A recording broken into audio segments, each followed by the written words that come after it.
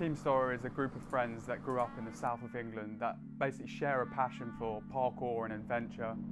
We happen to have a massively diverse range of skills that allows us to take on a lot of crazy projects.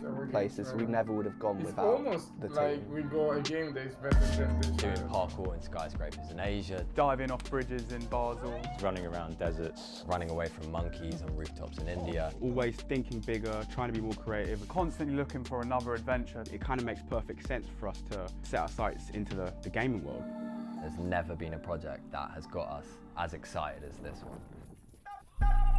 STORROR Parkour Pro is the first parkour game solely about parkour and its culture. Connecting with your mates across the world, free roaming, multiplayer options. On the starting line with like all of your mates to have some crazy race across town. An open world exploration game where there'll be missions, Training, doing new challenges. Evading security. time trials. Massive roof gaps, slides through flumes, huge wall runs. Become immersed to a level at which you actually feel like you're a part of this sport. We want to build into the game the most ambitious animation technology, Taking the motion capture to a whole new level. completely fluid so that it feels exactly like you're doing parkour in real life. People always say, I really want to be able to do this, or I would love to be able to try parkour. There'll be a process of kind of character progression, learning the skills and abilities that you need. Through the tutorials, sharing techniques. That's it. Our goal is to make STORROR Parkour Pro the most progressive urban sports game ever. The effect that this could have on the parkour community is similar to what the Tony Hawk's franchise did for skateboarding. And having a parkour game on major consoles is going to completely change the sport. Right, yo. We are live. Yeah. We are live and kicking. Alright. How's the frame rate doing whilst I'm streaming? Ah, it's so much better. I've got it on Epic, I'm streaming, I've still got 60 frames a second on almost 4K. Feels good. I don't know what I'm doing this stream. I don't know what I've got in the bag for this.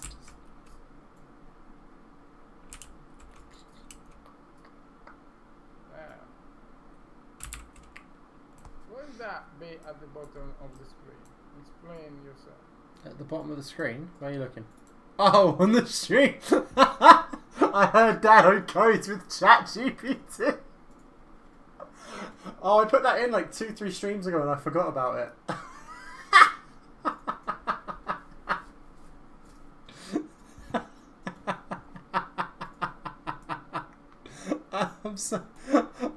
I'm so happy you finally noticed it. I know, I always not doing it. Alright then. Hey, what's up, Jackstar? No, I can't play at the moment. You have the material missing. Dad has broken it. No? What do you mean no? It's all like a bit strange now, right? Right, well, I was having to rebuild it off memory, so I don't think some of the materials aren't the same, like in the same order as they were before. So that's maybe why it looks strange. I've also changed the lighting a bit as well. Yeah, I know, it looks different now. Yes. Like those bricks there, that like way too big. I don't know, like why does it? Well, there is something weird in this. Like it looks like the proportions are all over. What? No. Why is the field of view? I don't know. Just No, I mean, maybe because I'm like super wide, but I mean I've changed the lighting a bit, made it less sort of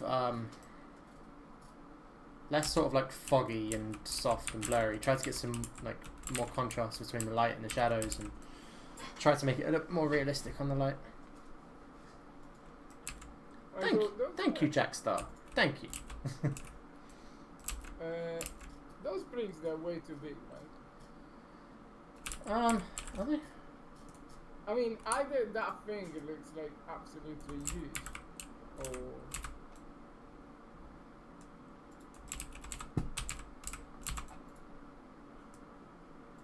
right. So no, if you compare it, like, hang on a sec. There you go. If you look like compare it like as if it was sitting in his hand. Oh, it's a little small. It's actually a little small rather than a little big. Convinced. You're never Right, convinced so- of anything. Yeah, I think they're too big. It's like the trial of Sisyphus trying to appease you. I think arguably they're a little too small rather than too big. What do you mean? They're massive. Like if you compare it to the size of his hand, that's a fairly reasonable size for a brick.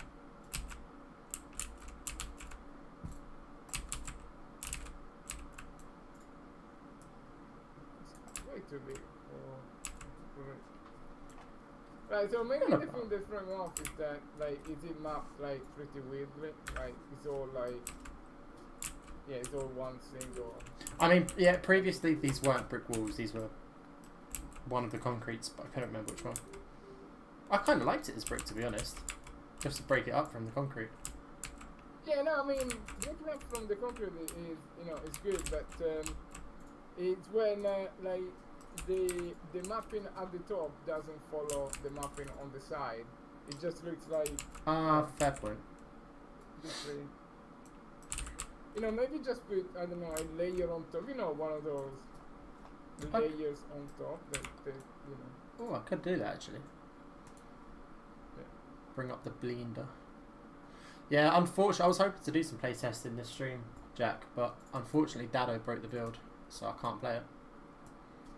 Yeah. Okay. Right. So yeah, let's try to fix that. Right. So I so didn't. can you migrate this stuff in the? It's already migrated into SPP game. I just can't push it because. Oh, actually no, I have pushed it. I pushed it earlier. Yeah. Okay. So I didn't realise this was a supervised stream. I thought I thought this was just me getting on and doing stuff. yeah. So just run it and let me know what the error is and I'll yeah, we'll slowly fix Oh. it. Alright. I don't know what the error is. You're the one that told me it didn't work. I haven't even tried. Yeah, but you know, maybe there's gonna be a new error now. So.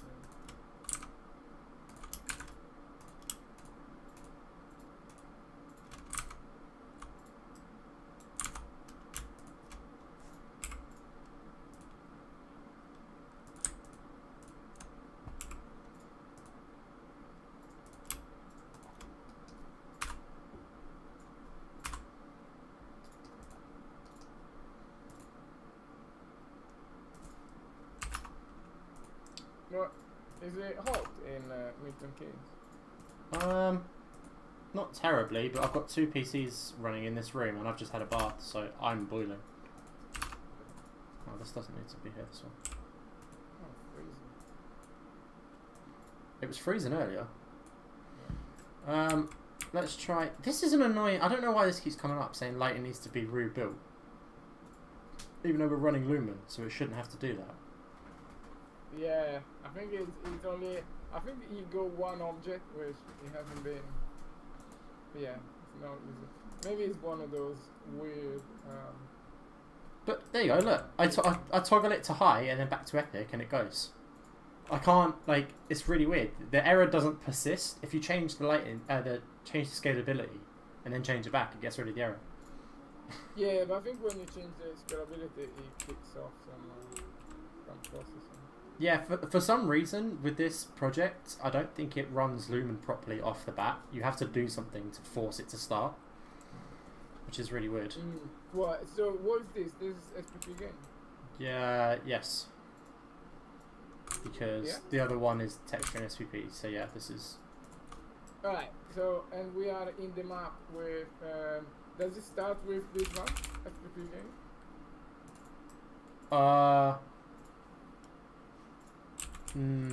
No. This is just on my last opened. Rather than. Oh, okay. But then that's editor. I don't know what the project is. Hang on. Right. So edit so start. Should be changed to a smaller one, but doesn't really matter.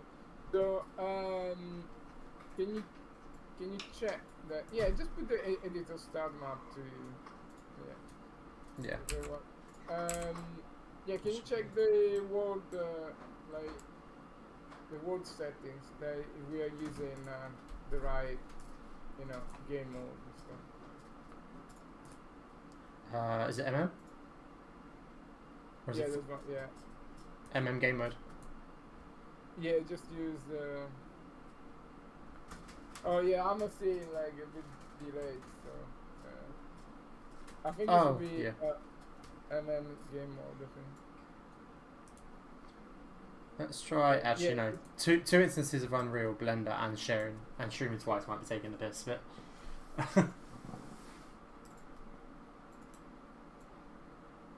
Yeah. So Actually, whilst I'm not in here, I'm going to.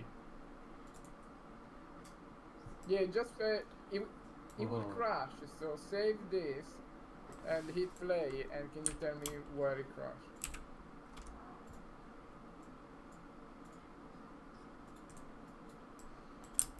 So save.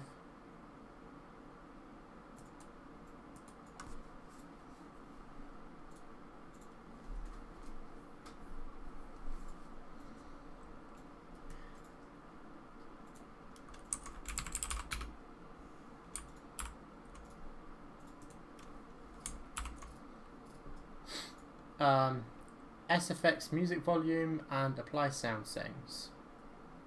I'll send you the two. I thought you'd already sorted this one. No, I fixed another one. I think that is like the new one.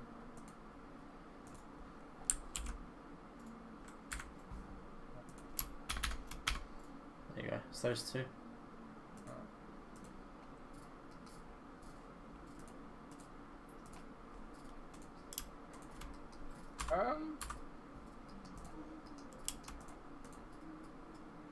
Yeah, sorry, can you open that SPP game again and check if the world setting if we got the correct game instance?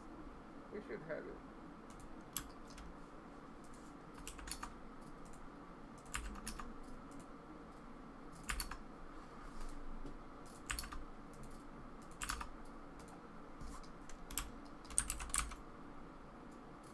Is that the Vertus painting?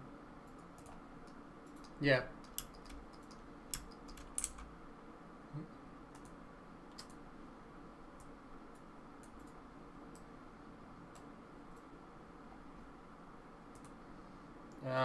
Game MM game mode. So play character BP, hard SPP player controller, hits game state, SPP player state, and spectator pawn.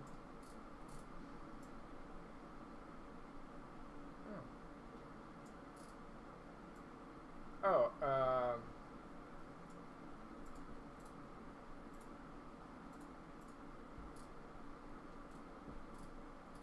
yeah, actually, can you, game state class, is there a SPP game state? You got a game state base, game state, and hits game state. Ah, okay, we don't have a SPP game state. No, that's fine. Okay, let me grab latest and fix it for you. So maybe we can even play. Woo! Is your internet all sorted now then? Almost. Is it still a bit touchy? Yeah, it's a bit dodgy. I mean, yeah. In a good way. It's dodgy in a good way. It doesn't work, but we're happy about it. It's I've seen worse. Fair enough. Oh yeah, no, just give me 10 minutes. First I need to fix this guy first, and then Yeah, so going back to the map, right? While I'm fixing it,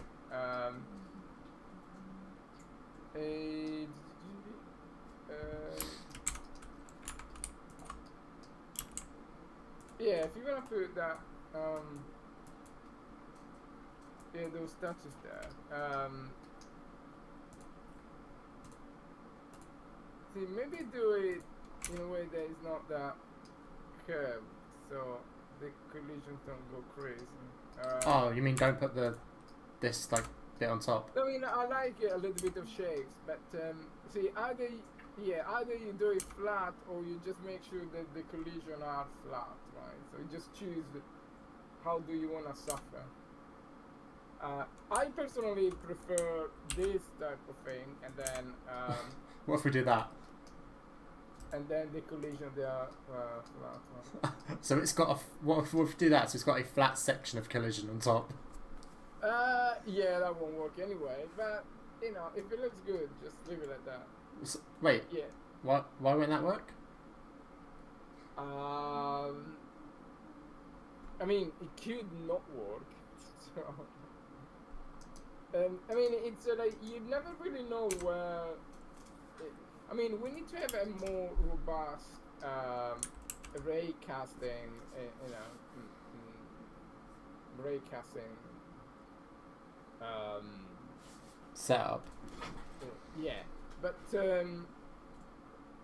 I will still have the collision that are simplified. Like, anyway, I was wondering for a long time if we could just do it automatically, but I don't think we can.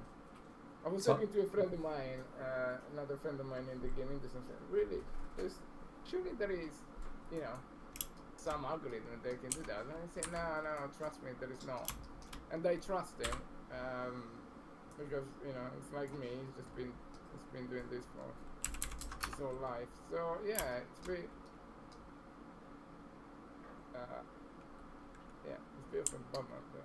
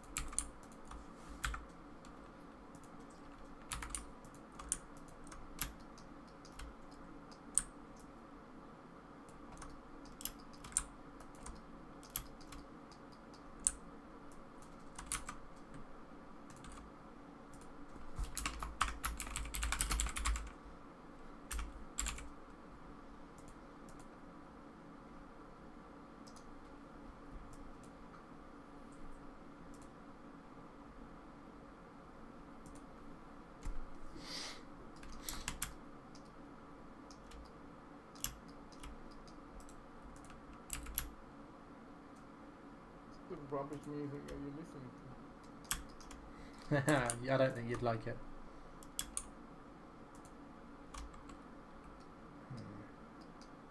I came back home from the gym and my daughter was 14. She was listening to some hardcore metal from the 80s. Oh, So good. finally, some piece of music in this house. No, I'm alright with that. I'm good with that.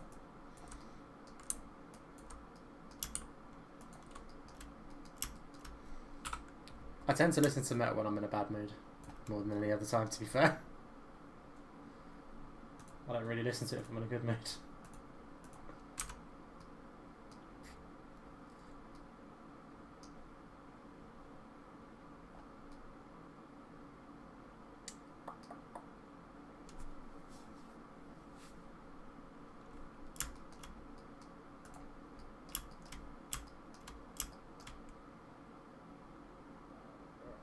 This would be so much.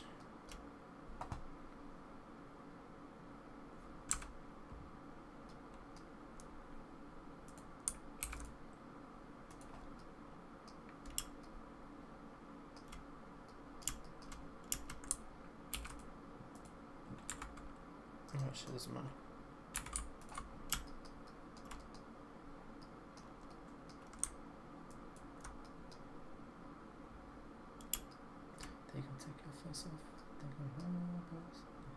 for yourself. Take it for yourself.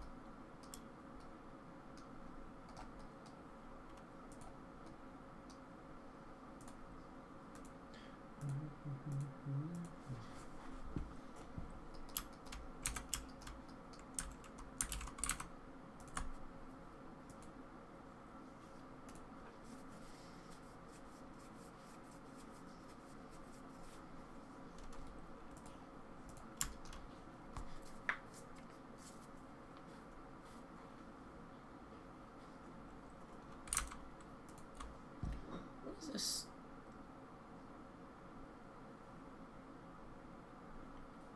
Changed it.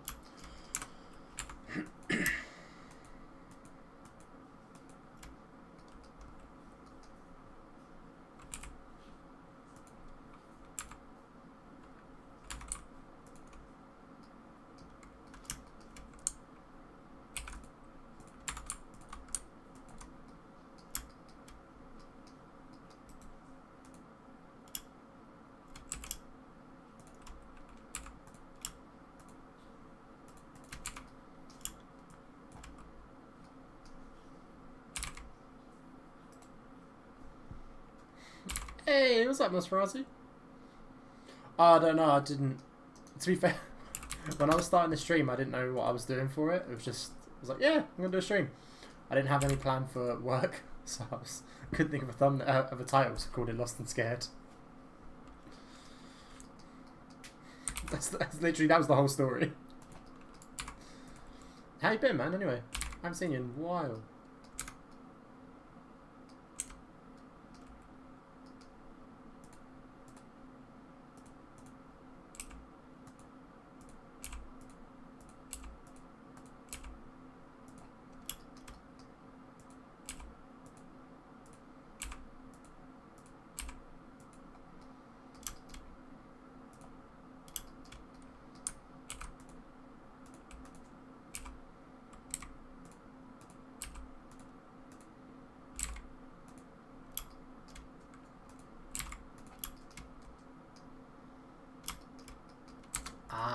Fair.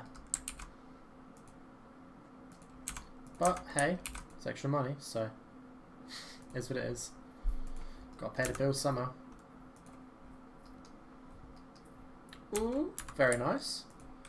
That was good timing then, because that's just in time for this. If you've just got a new PC. So, good man. Oh, you're trying to get into game dev.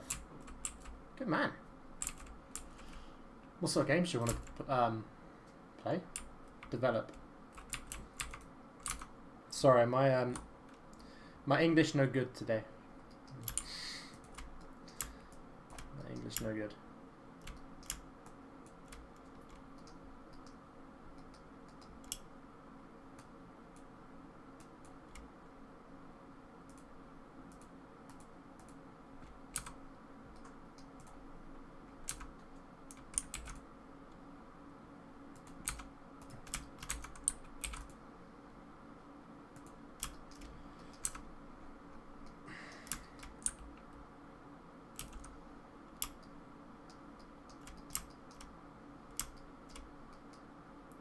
Let's actually try these first and just make sure. Okay. Okay, I like it. I like it. That'd be interesting. But when you get to the stage where you want playtesting and that, feel free to drop it in the shameless plug. I'm sure... Oh, I know why. I'm sure people on the Discord will play it. Hell, I'm sure I'll play it.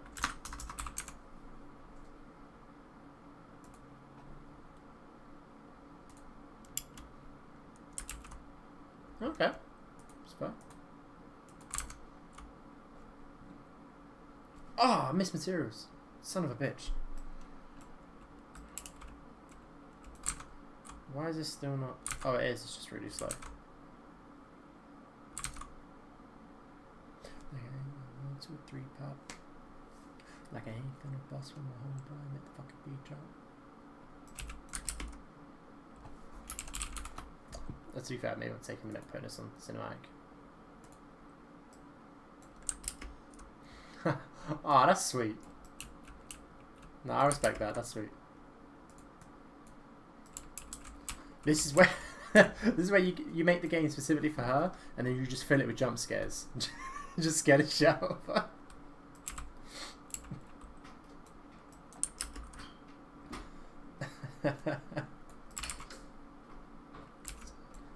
Another 2 to 3 times. Do it. You won't.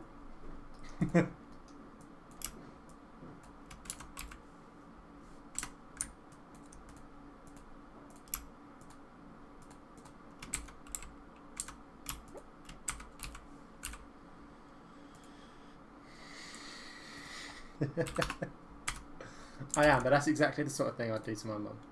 It's I just put jump scares in it, just because I thought it was funny. I'd get in trouble for it. She'd slap me, but it'd be funny.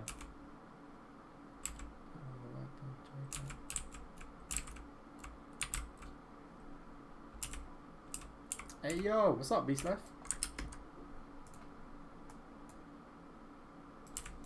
She looks better with this. Actually, how hard is Unreal to understand? It's a weird question. If you use Unreal for what it's intended for, it's super easy, super simple, super user friendly. If you want to do anything remotely not what they want you to do with it, you're fighting battles. But it's not necessarily hard to understand, it's just a pain in the ass to get it to work sometimes. If you want to make Fortnite, easiest thing in the world. If you want to make anything else, it's got all the tools for it, they're just not necessarily set up the right way. Just slightly annoying, but it is what it is. Does the game run well? From a graphics standpoint, currently it's not running too badly actually, and it kind of still needs optimization, but it's already not running that badly.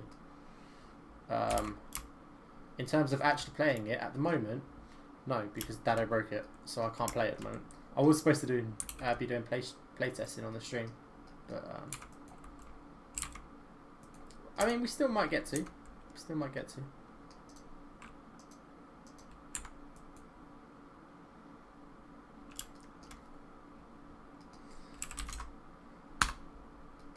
Yeah.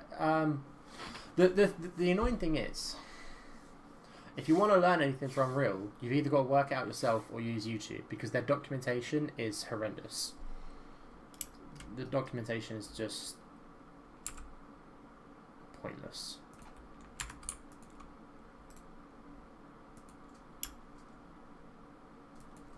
Just started to figure out Blender, but people are hard. What do you mean people are hard?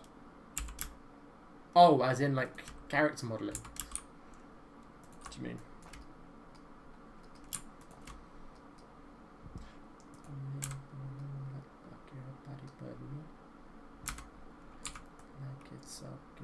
Yeah, character modelling is hard, dude. I don't touch organic stuff. I only do hard surface.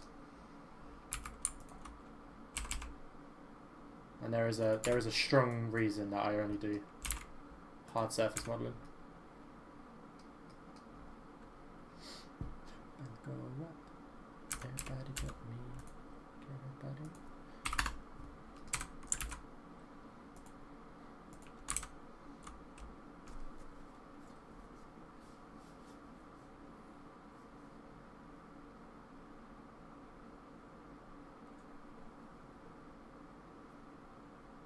You could do it. It just takes work. Just practice and work, and yeah, it's hard though.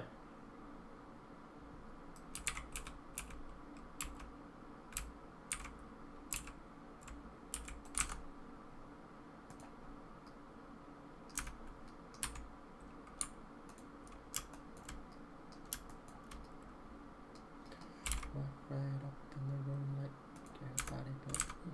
Do a little fly around.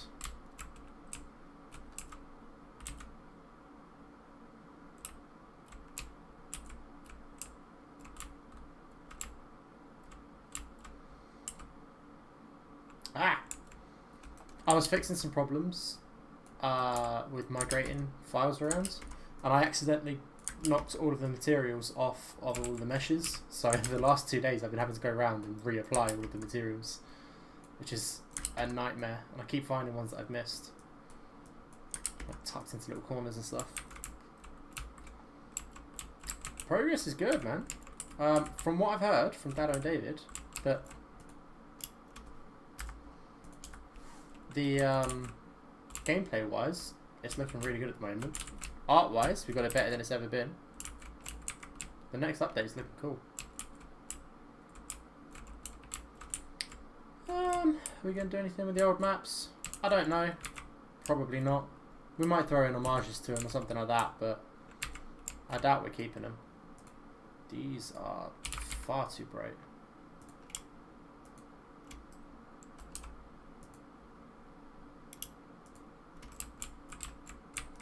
Right up in the room.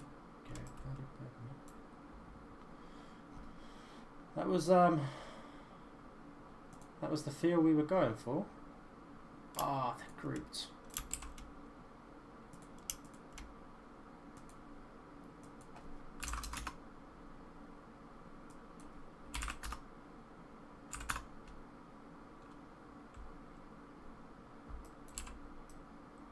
It's better. Yeah, proper concrete jungle. But we got loads of new mechanics. So we got like loads of stride and pre-mechanics and pole slides and that. So we're trying to add stuff in for things like that. So there's a lot of like bar work for precision stuff, which should be quite fun.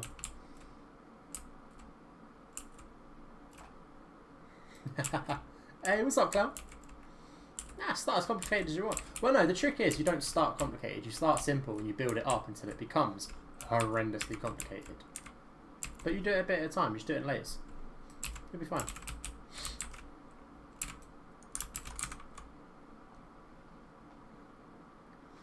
You can do precisions.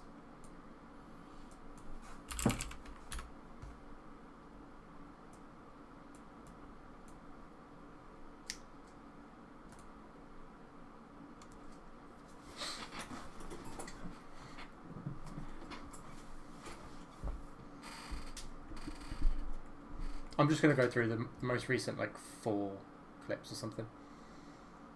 Pineapple juice and caribou, get them all now. I don't know what's wrong with Josh's hair in these clips, though. I don't know why it's got, like, a neon green to it. I don't know quite where that's come from. Also, I don't know what's going on with the bitrate in this video. Bitrate's terrible.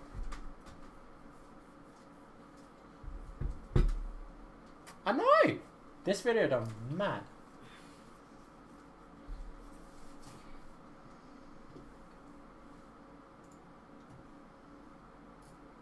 Isn't it DLSS? What do you mean? What, causing the bitrate issue? No, this is on Instagram.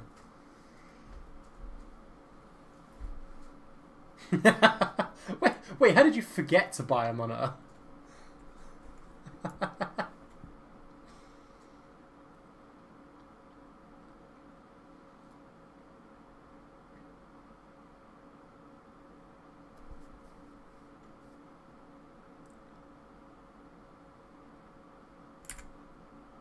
Oh, we got slides as well that are largely physics-driven slides, which is cool.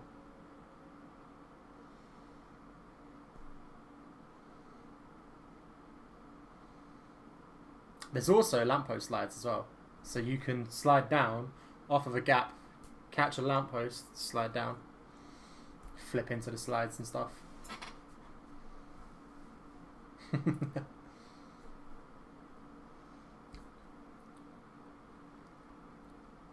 Do you know what the nuts thing is? I haven't had a chance to play any of this yet.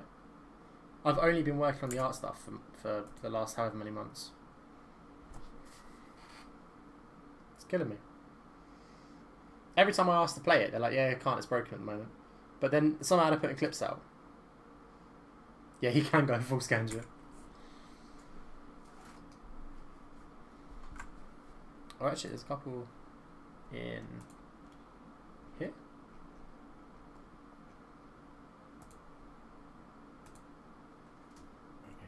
That's a good angle. That's a good angle. Straighten up a bit. Boom. There you go.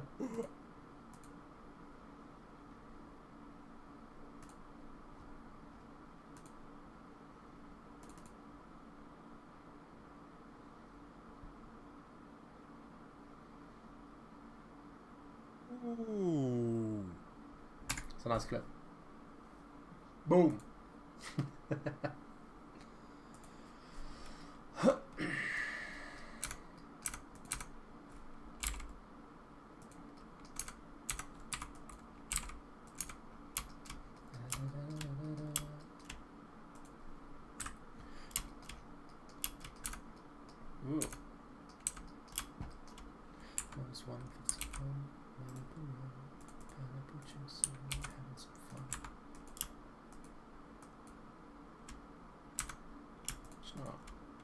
use all at the same time.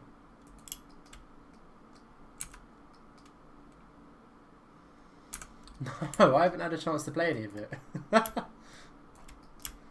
Like I say, somehow they'll get it stable for like a few hours or a day or something. Put a clip out and I'm like, yo, can I play test it? And they're like, yeah, it's broken again, sorry. We changed something and it broke. I mean, it's all part of game dev. But, yeah, I haven't actually had a chance. And any time it's been available to, I've been busy. Oh, don't worry, I will. I've also been hella busy with all the art stuff. So that's part of it. When 0.12 drops, I'll just stop working and I'll just play it a ton.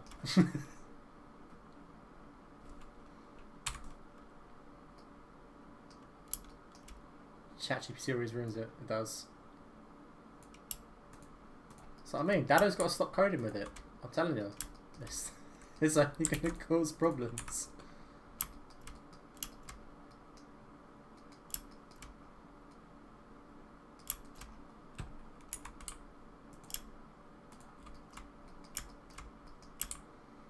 This is not what I want to listen to.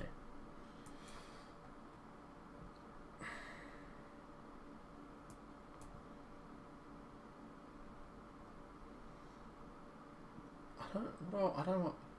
Someone give me a playlist. I don't know what I want to listen to. Bro, spreading rumours. 100%. Look how many rumours there's been that I got fired.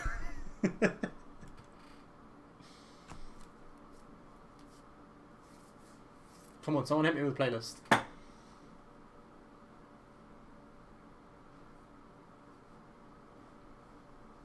That doesn't help me. What? I don't know what your playlist is.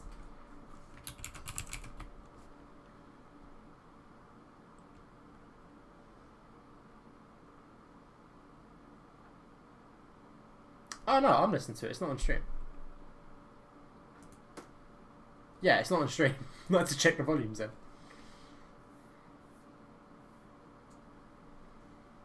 Is it? Have you actually got a playlist called Mist, or are you just on about the artist?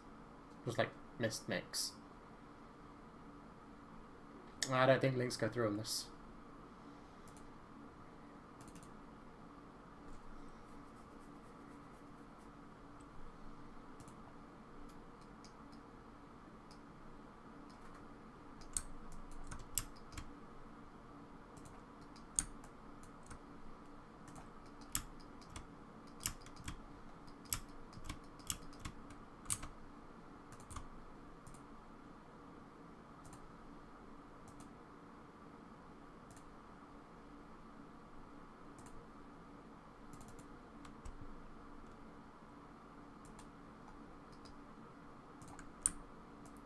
What should I expect out of this? Why am I going to get demonetized?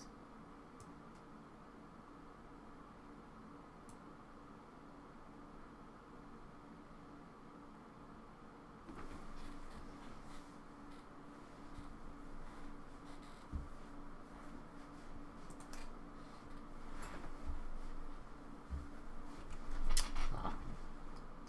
It's fine.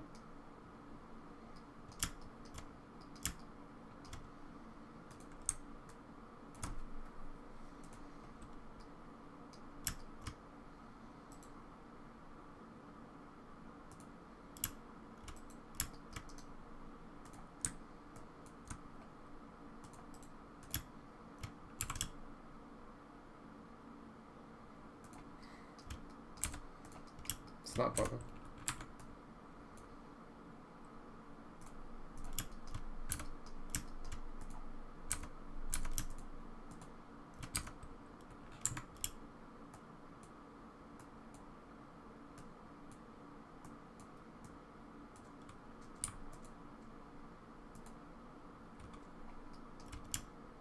It's fair.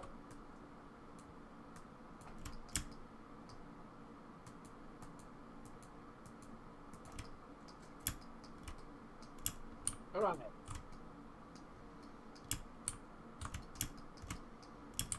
Am I muted? No, you're not muted. Right, ready to start the fixing, right? Oh, have you pushed it? Me? Yes. Is there a question? Yeah. No.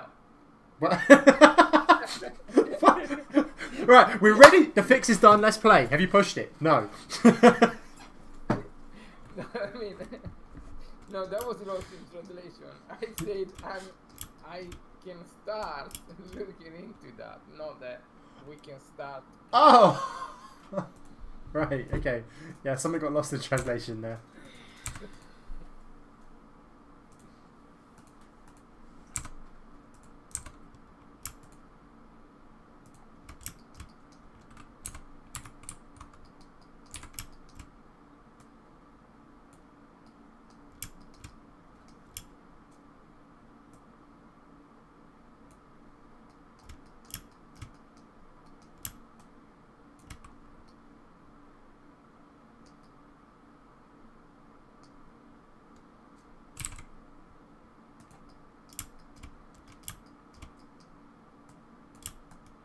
By the way, I tried some Itsu noodles and they were absolute garbage. So don't buy Itsu noodles. Yeah, I don't eat Itsu. I eat mama noodles usually. Or Nissin, occasionally.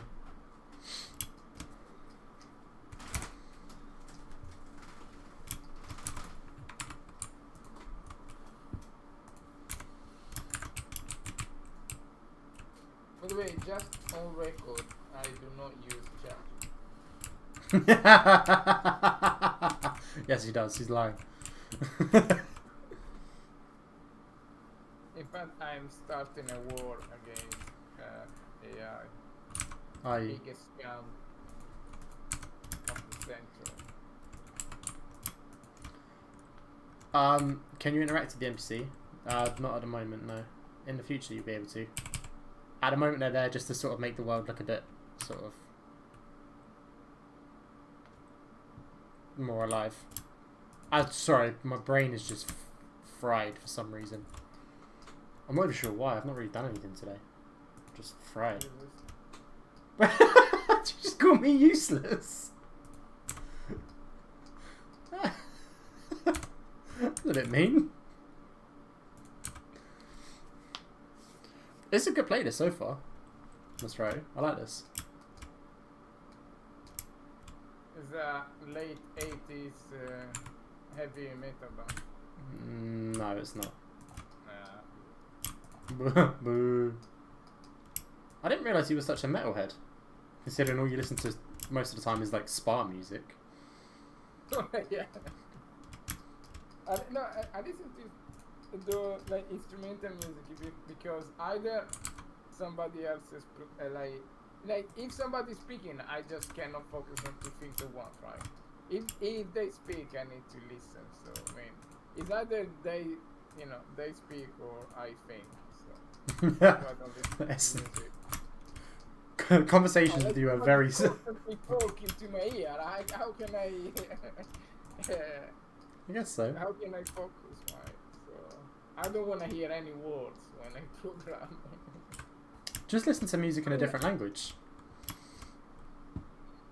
I know every language. So. Oh, okay, alright. No, I mean I know I do. any language that I listen music into, right? So. Yeah, but listen to I mean, music I in a language you don't speak. That's what I say. What I mean. No, I mean I either listen to English or Italian music, right? So and I can understand them, so they confuse me. So what I'm saying is, listen to music in a language that you don't speak. Yeah, I know, but what like Japanese? Actually, I can Japanese.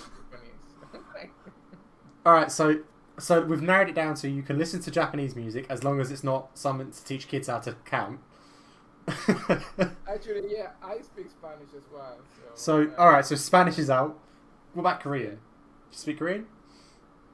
No. All right, K-pop. Actually, well, a few words. My old workmate was from Korea, and like he was speaking with his girlfriend like 8 hours a day, a long distance relationship.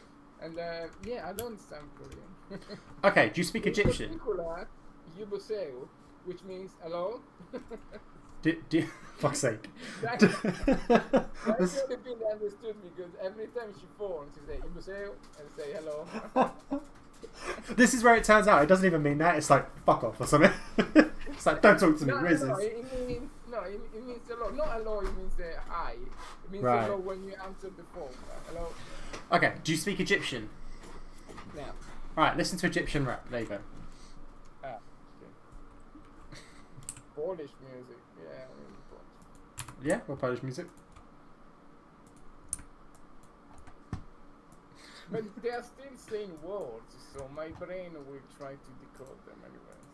Yeah, but if it's a language you don't know, it's not going to try for very long before it goes, yeah, this isn't but working, it's just back. you know, the neurons they are firing, trying to really make sense of that strange language. And No, because then the voice becomes more of an instrument rather than trying to understand it. Yeah, exactly. Yeah, but it doesn't, right? Yeah. That's how it works for me. You know, but you're not coding, so I think like. Oh, that's true actually. I'm not doing anything linguistic. Yeah, if it was like, I don't know, painting or something, yeah, sure, I could listen to music all day, right? But yeah, the problem is when you need to write. Because when you need to write and somebody's speaking in your ears, then it's quite hard to not to get That is fair actually. Listen to. How can I copy that? I don't want to ask you. What is that? I can't. Yes, sure, man. Wait, why can't I get? There we go. Oh, you know that we are already demonetized on the channel, right? Don't put any weird. Well, no, I'm listening to this. The stream's not. What is this? Oh, I don't know why I'm looking at the lyrics. Yo, this is a bop.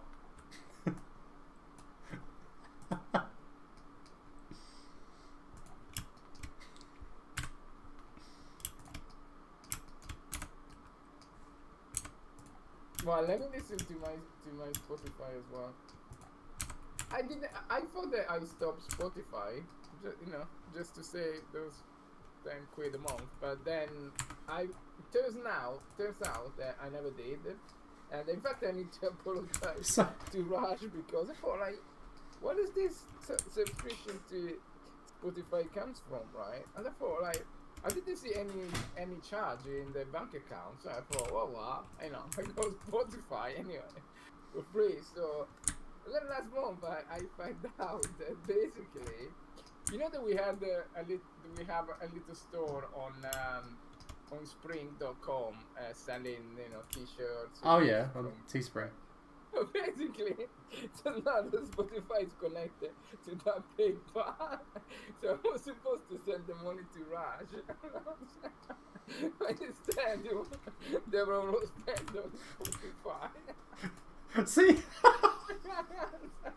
Now I need to give the money to Raj. For God's sake. It's been ages that I wanted to stop Spotify because I don't really want to spend 10 quid a month, right? But then I never did it, and I thought, what? I didn't really understand when that money came out. Yeah, sorry Raj, if you're listening. Dad has just casually been robbing you. Yeah. How did you even manage to link that? I don't remember, but at the beginning I think we needed to, I don't know, set up a payment, and I don't know, I think he didn't have one, and therefore, yeah, let's just use this PayPal, because I literally never used it once, that PayPal, because, it's just like, I think it's not even connected to your bank account, it's just, it's just a PayPal wallet, right? And it was, it was paid straight into that PayPal, right? So, You know, we didn't sell much, but enough to pay for the Enough to pay for Spotify. That's incredible.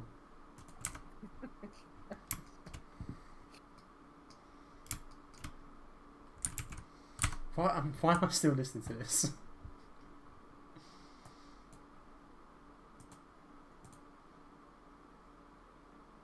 I'm actually going to go back to this playlist, to be honest. That's quite good.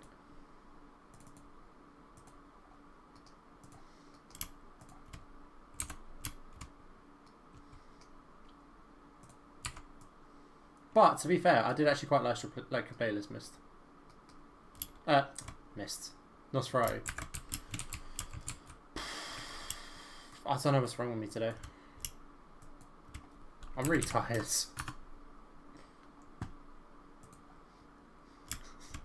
No, this is the playlist I stumbled across earlier when I was trying to find the one you were talking about.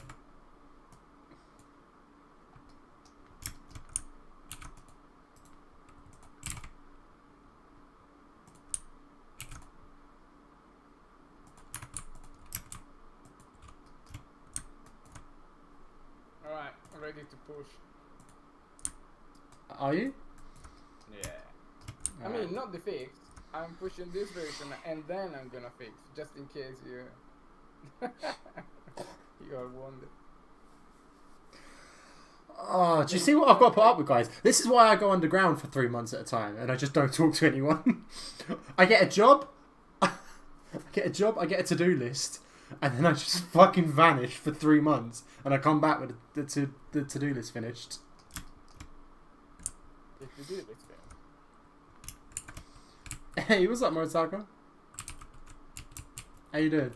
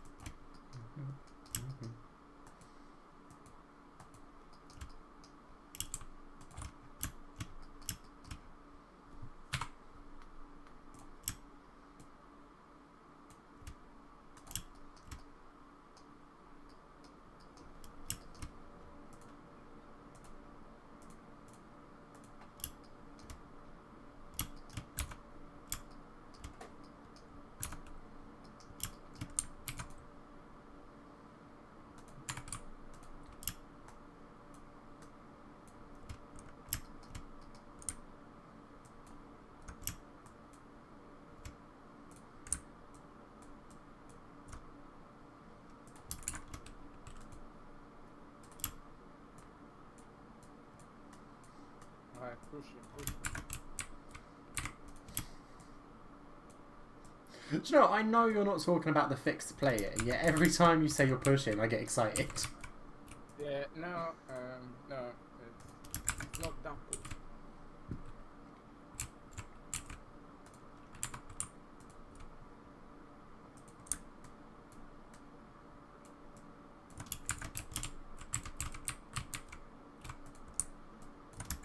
Alright, we are in main now. Okay, now. PP game.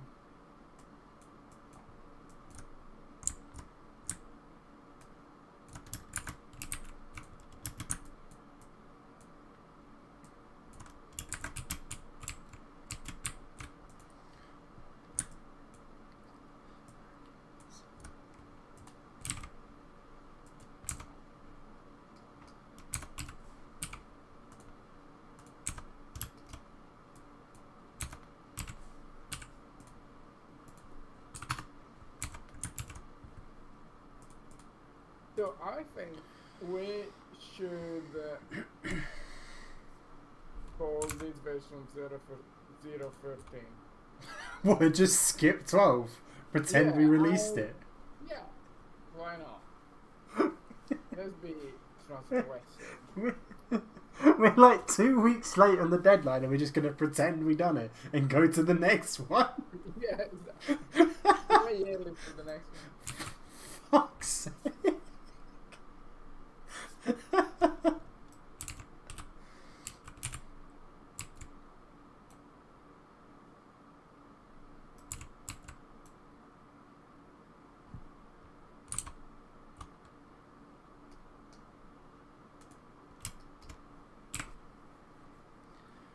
I'm grinding out these walls. To be fair, it shouldn't be taking me this long, but I'm only like half paying attention, so I'm working quite slowly. And probably making quite a lot of mistakes, to be fair. But Making mistakes. yeah, always. You know me.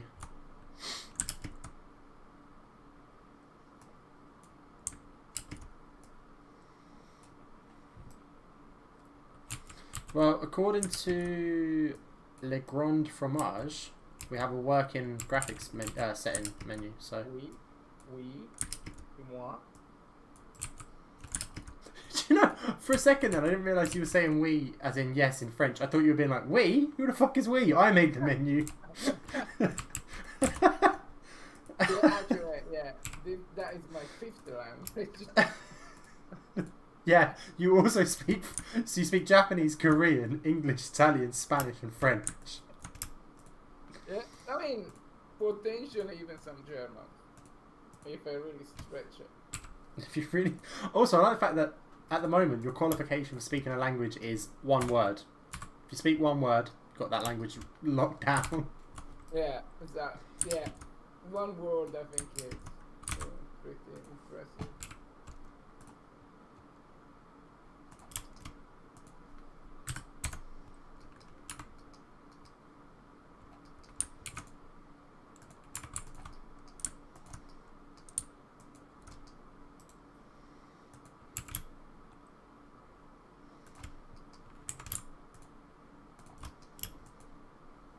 Taking ages to download to pull the latest version from mine.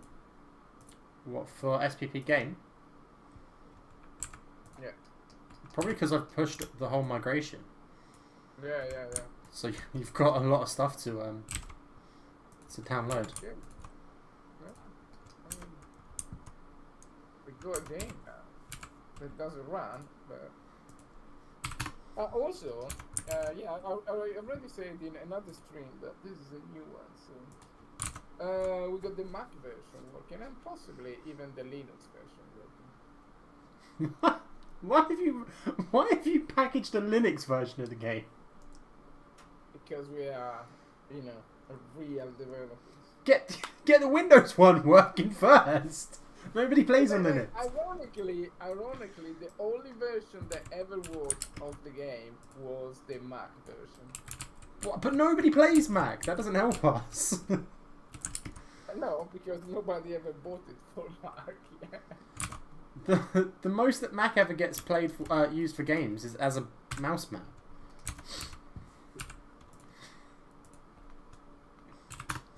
Why does it need to be a laptop? Wait, oh.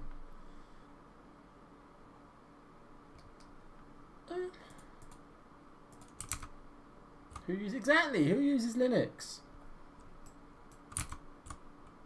Wild choices out here. He's about to release that finished AAA Windows 95 version. I did my first game, my second game, on Windows 95. Fair enough. And you're about to do SPP on it. Yeah. Right. So if you wanna see that game won the accolade, the worst game of the year. Oh, I've seen this actually. Yeah, it was released a few years later by some American publisher. Of course, that didn't help because by the time the stupid people released it was like, I don't know, 2002 or something like that. It was a way past its prime, but the game was absolutely horrible. There are some YouTube videos of a guy trying to play that game like last year or something like that. He say, "Oh, it doesn't work." Why? Game was 20 years old. Like, yeah, no shit, Sherlock. Like, package the Windows XP version. We should just package a version of SPP for every operating system that's ever existed. Yeah. Just run it all the way back. Yeah, like go on YouTube and search for Tsunami 2265.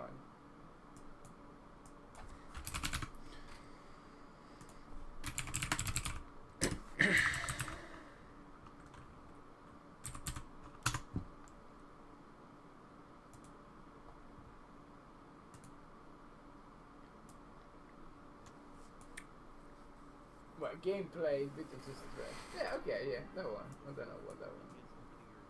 There we go. Look at that. Well, this was 1995, right? So. God, the stuttering on the text is messing my eyes up. I mean, that was the guy that just. It's fully messing with my eyes. Oh my god.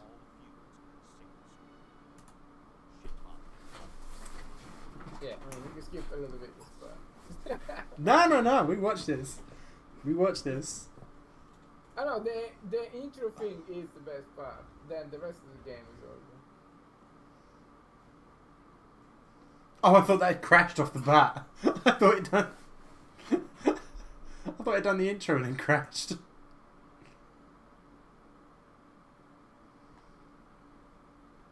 No, there was another video which had the actual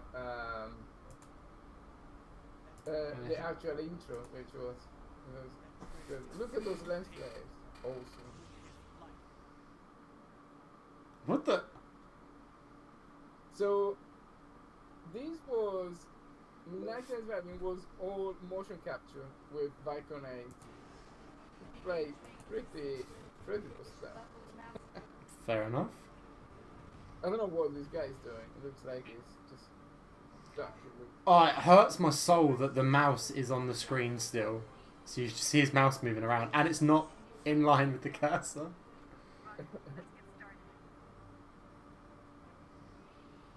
Yeah, I think there is another video with another guy who's just playing a little bit ball. Seen the AI better than ChatGPT. They basically did a move.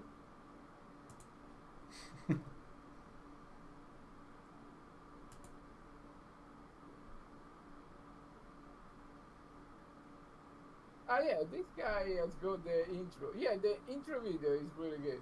Ah, there you are. I'll start from the beginning. Oh yeah, look at that. Yeah. Oh, and we've got our secret source dev. Bails us out whenever you break the build. Yeah, Woody. Yeah, he is in Nicola Ferrucci. Yeah. And Marco Corbetta is the guy that did the Cry Engine. Oh shit. Fair enough. Yeah, it was a super team.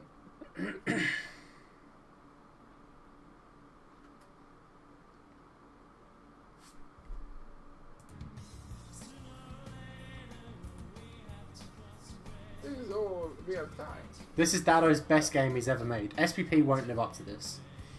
No. This Right. it's on the It right is like awesome, man.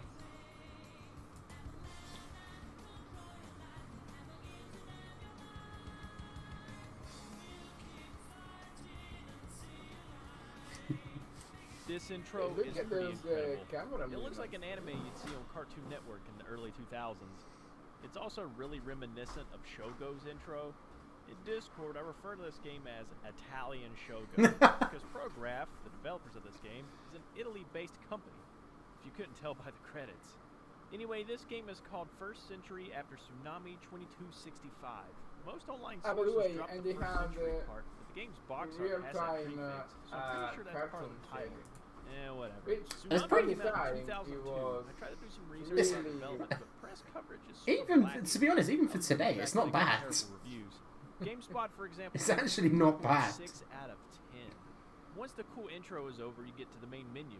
Here you can look at some of the characters, but it gives you no backstory, just height and weight and stuff. The controls are rebindable, which in this case is real simple. Yeah, as that's it. there's That is hardly the any best part. functions. And then This is your first indicator that this is one bland game. The game starts with some exposition, but again, there's not many functions, so the caveman method of just smashing the keyboard will give you the gist. You got primary fire, then you got secondary fire, which is 3 missiles. It sometimes locks on the targets, but you have no control over this. The tutorial mission takes place in a maze-like corridor. It sometimes locks onto targets, but you've got no control over It it. was in this training mission that I discovered that jumping is jank. By that I mean, if you land on some geometry at a certain angle, you'll just die. It happened to me on another level too. Great game. After the training mission, It's nice to know that you jumps get some still forward plague you position dumps from 20, 30 super years high. after this. Not gonna lie, I forgot this dude's name. This goes The on for a cutscenes look while. sick, though. The gist is that you gotta break Ronan out of Yeah. jail to Yeah, I learn how told to you that we bypass had the security at some motion other place to capture, do something. actually, I don't know. It's Shut up. actually really not bad. This is your first real level in the mech, in the real world, fighting other mechs. It's a canyon. I mean, that Well, I was, guess. you know, This canyon is we basically a didn't maze-like even have corridor graphics where you can card, find right? that one We objective just, that's it was probably down a basically dead all end. rust And what's worse on the is screen. these We dead didn't ends are have, twisty any and Sit. winding and long for no reason except Fair enough. time. Enemy AI is brain dead. basically right in pixels directly. They also all act the same and seem to take the same amount of shots, so there's no real diversity in gameplay. The same 2 attacks, the same enemies, over and over again. This canyon level really sucks. Since it's just rocks and landscapes, you don't really Yeah, know this is the OG scale. One of the cell best shading parts from about the man this himself. is the scale. Yeah. When tanks become the size of The thing is, it doesn't actually look that bad. Like, I don't know what the gameplay's like, I haven't played it, but it looks alright. Yeah, if you consider other games in 1995, I think it, I've seen, a lot worse. Yeah, I mean, it's given me strong, like, PS1, real early PS2 vibes. Like, I've played PS1 games that just look like this, and loved them. Even throw in some trees, that would help.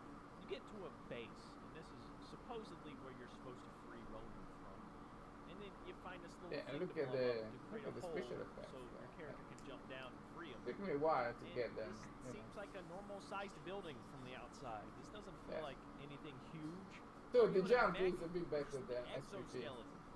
This is so Except if you land on the geometry weird, it kills you. The next Yeah. level is the Considerable damage, you see, another game that that is has like both focused comfort on. segments. This is where Tsunami went from ultra boring third-person shooting to really bad third-person shooting. First, Yeah, there was this is the part I'm not really press forward proud to Yeah. let go, I'm then seeing the Armored Core goes vibes. Another step or so before stopping. The first sniper release was crap too, but at least there it felt deliberate. Like I think I had someone tell me it was because in real life humans just don't stop dead in their tracks. There's a little bit of momentum. But even then, it's also an awesome game, so it's easier to tolerate. Here, it's just annoying that it continues to move after you've let go forward. The next weird, janky mechanic is holstering Samurai's one weapon, the pistol. You can only interact with objects. Don't worry, Dado. People in our chat they're backing you up. Can't even pick up key cards unless you're gonna. Don't listen to what this guy on the video is saying. This is one of the greatest games of all time. Pistols effective at This is one of the games of all time. I misread the message. I thought it said this is one of the great games of all time. AI is pretty dumb. They don't Look at that. key hunting to open up doors. Something that was happening for a long time up until this point. There's this game called Doom. I don't know if you ever heard of it, but it was essentially key hunting. But at least there was like variation in the levels, and it was fun. So and it basically, was the kinda AI great, for you this know? game was a step on the left, a step on the right, and that was it. Fair enough.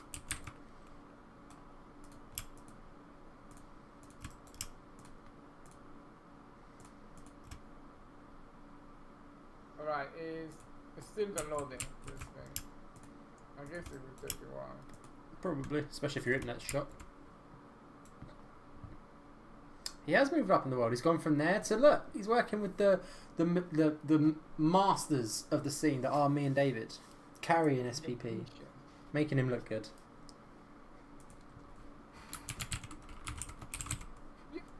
My second game after that, well, no, my first game after that was Wipeout. So that was a masterpiece. That's fair, actually. Yeah. I don't know how I landed that. You know, because I went there in Stony Liverpool, in Studio Liverpool, and yeah, I brought that game with me, and they thought, what? But the guy did the interview with Steve Wahid, was a legendary game developer. He did all sorts of like games in the 80s. You know, like one of those figures, and he really liked, he really liked the shading, you know, the cartoon shading stuff. And he said, yeah, that's good. It's a good job. Do you know what it reminds me of?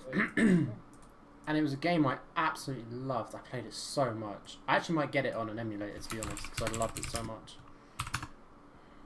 Which one? It reminds me of Alundra. Actually, I'm probably better off going to YouTube.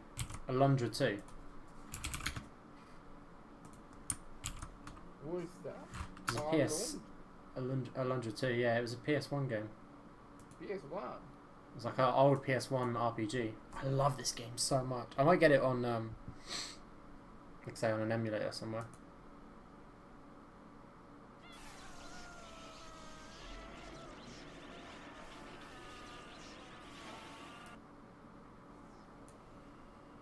Do you know what's nuts? I never actually completed this game when I played it as a kid. I always got really, I got like 90-95% of the way through, but never completed it. And this is fucking playthrough in 7 hours. Yeah. I mean, it's really hard to finish a game. I always found that, you know, beating the game, I think it's quite hard. You know, you really need to commit. I mean, I was a kid, to be fair. I mean, I'm not gonna say anything, but my game, which is basically almost same time, it doesn't look terrible. That's what I mean, like visuals wise, it looks good. The gameplay was probably better than this. Yeah, the gameplay probably is better. But yeah, I mean, to be honest, our game looked a little bit better than this. But this is why I got a job at PlayStations. I remember watching this, playing this game and thinking it looked like absolutely incredible. What is this strange horse with the face of a human? Oh, it's a robot of a cat and a person. I don't really remember.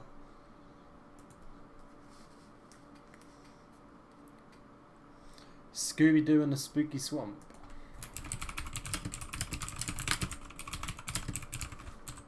I just heard that there is a young kid that they finished Tetris, which is it was supposed to be impossible to finish. Yeah, I saw a headline about that. But that's like crazy. Like up to a few years ago, like I think like the world record was to level 29. It's apparently super hard, right? So you know, and there are like geeks that play Tetris every day. So they went from level 29 to now there are 157. Yeah, 157. And it's like, what how did it went from 29 to 157? And every level is just super hard, right? And no, I mean 29 is the last level in which the game speeds up, right? But yeah. Like if you see the way they play now, they have they call it tapping, right? Oh, they have they like roll it against the hand, against the fingers, don't they? So that they can. Yeah, the other way around, right? Yeah, they like hover the button on their thumb and then they'll tap the back of the controller. So yeah. So they tap it from the back of the controller so they can do it quicker. I mean, like, come on, like, what the yes. Also, I was gonna say, how do you finish Tetris? I didn't realize he got so high. He just got a B-sod. Yeah, I think like the way you finish is the game crashes, right? You just get overflows in so many places that the game gives up. Yeah. That's actually wild. I'm pretty sure it cannot go over 255 level because I'm pretty sure they use 8-bit Yeah. for the number of level. So. But you can't even get that far because it dies beforehand. Yeah, it crashes before. Yeah. I think there was a guy that basically reverse engineered the source code and found out where it could possibly go wrong. Fair enough. Yeah, that's nuts. But the story of Tetris is full of weird stuff. Yeah, Tetris is nuts. My favourite one that's like weird story in video games though is the Super Mario 64 speedrun. That the speedrun got changed because once somebody's console got hit with a what do you call it, like a neutrino or something, and it flipped a 0 to a 1 in the code and it made him jump higher. Right. And then it gave him a skip that speedrunners thought was impossible, but because it made him jump higher, it accidentally done the skip. So now they found ways to manipulate it and force that 0 to flip to a 1 in the code at that moment so that you can then force the skip. It's ridiculous. Oh. And it started off just by like, out of nowhere, it just got this thing got hit with a bit of space radiation and it just fucking flipped a 0 to a 1. It's the maddest story. I don't know what I'm doing. I'm just here for.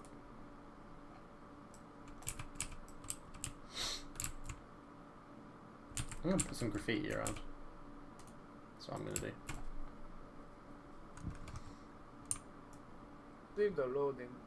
Yeah, so there are no graffiti around it. Everything looks a little bit like. Do you have a vertex painting on that? It looks like very tiled now. Should be. Yeah.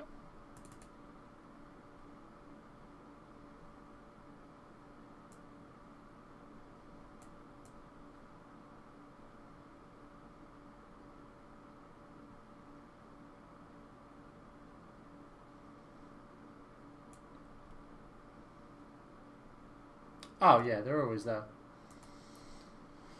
Actually, I might just go around vertex paint everything by hand, add some variation to everything. It's a job I don't particularly want to do, but it'd be good to do it. Yeah, one of the things I'm quite looking forward to, I haven't done all these, on SPP, is seeing what sort of movement bugs in that speedrunners find when they get their hands on it. It's going to be so cool.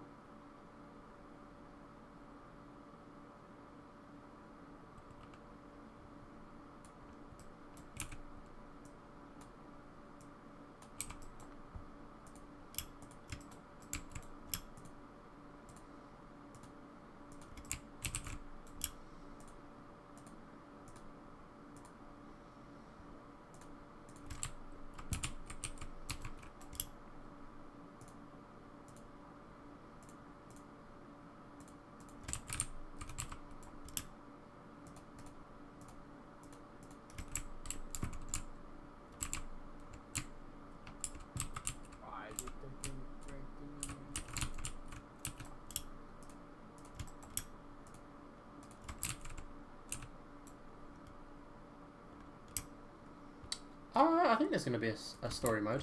But even if there isn't, there'll be challenges and races and game modes and things like that. There'll be plenty of stuff for speedrunners to be able to do.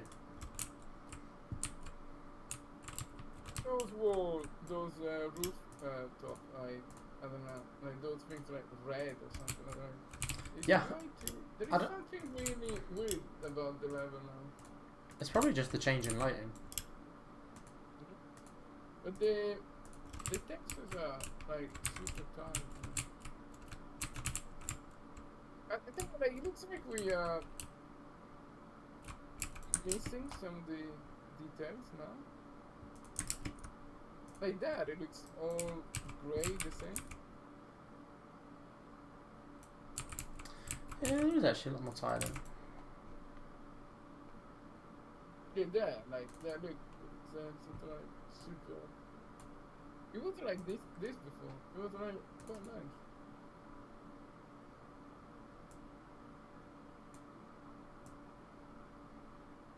Wait. What?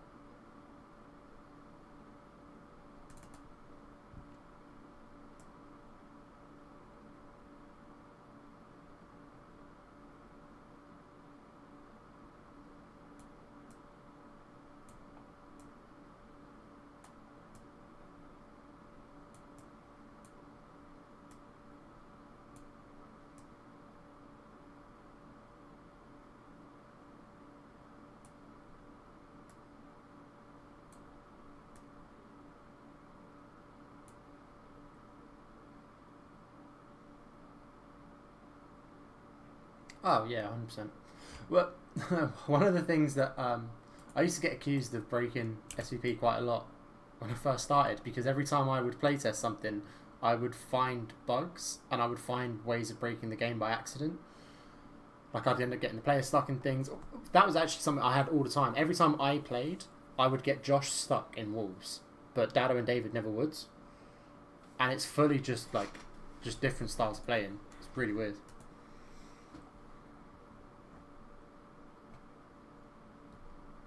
We could do.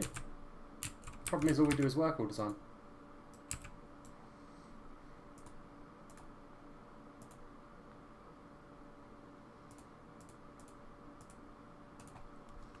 Went to post office. Do you know what I think it might be? I think it might, because I've changed the lighting and made everything clearer and slightly less foggy. I think all of this was here before, you just couldn't see it. Yeah. Possibly. Anyway, sorry. Post office? What? I don't know. I keep hearing stories about the post office, but I don't understand what's happening. Don't know.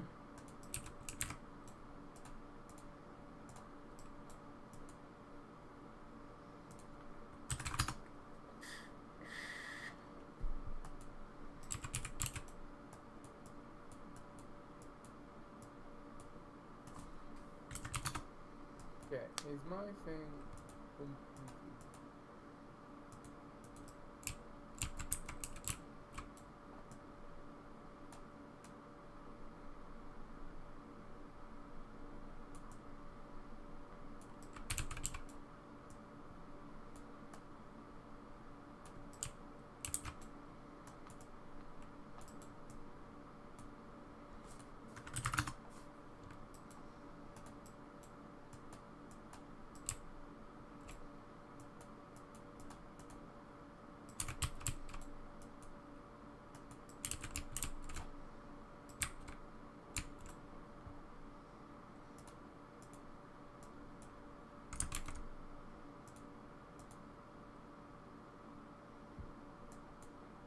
Yeah, it's kind of ridiculous, isn't it? Some people are just built different. They really are.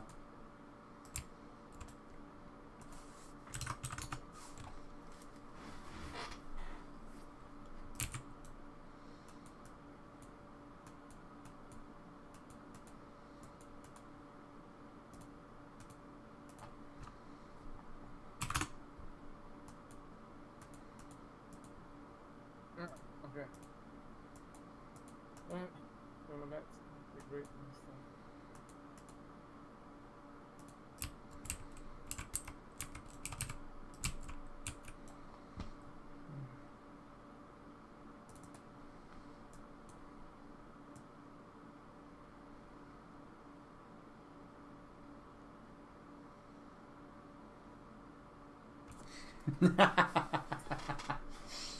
I'm telling you, you'll never. There's no point trying to like patch out glitches that speedrunners use, because they'll just find another one. You'll never get rid of them all.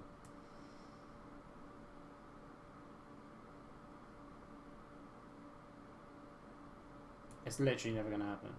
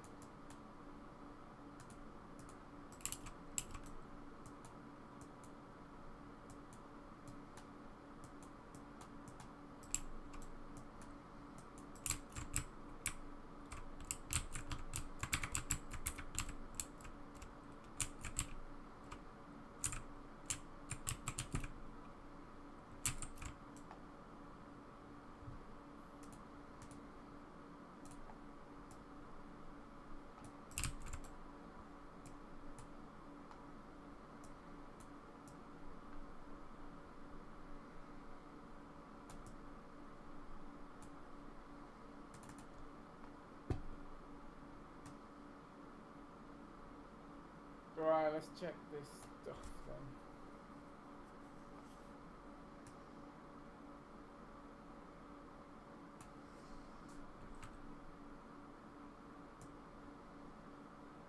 What's going on here? Right, can we'll be able to play the game soon. Ah. If Right, time to end the stream. I'm gonna go play it. Sorry, guys. Top secret. I'm not allowed to see it.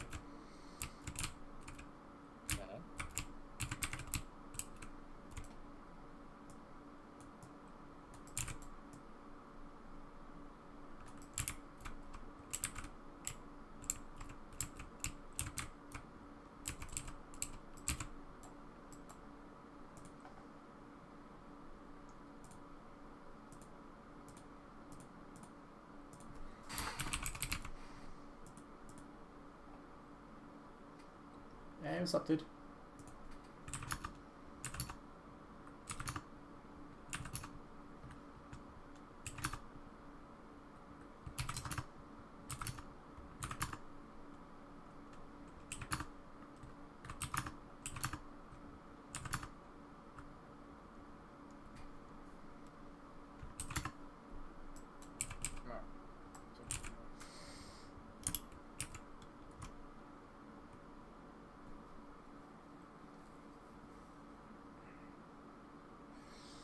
no.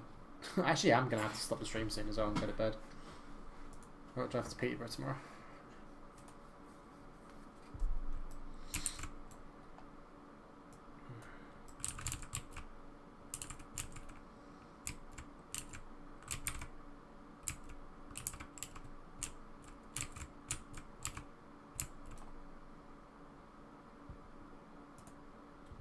Why isn't it raining? Because you can't do parkour in the rain.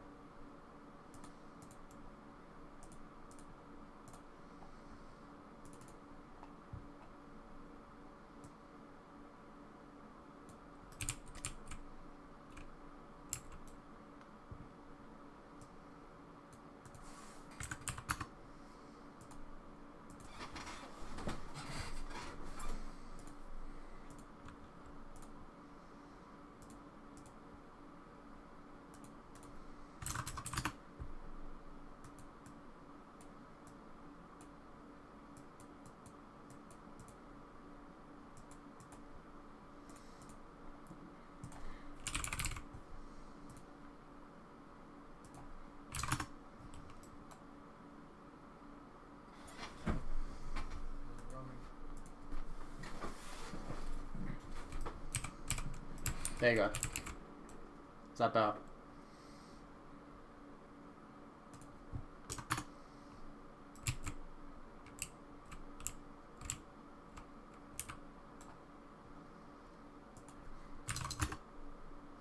Oh god, I made a mistake.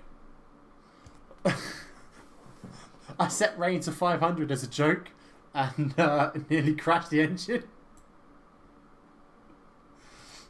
That was a mistake.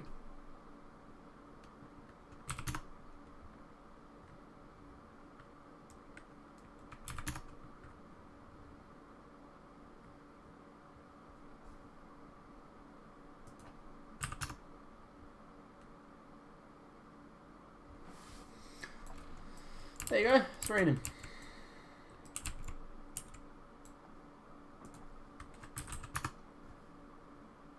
Actually, to be fair, the only reason we had it snowing was because it was for Christmas, but we've ended up missing Christmas, so.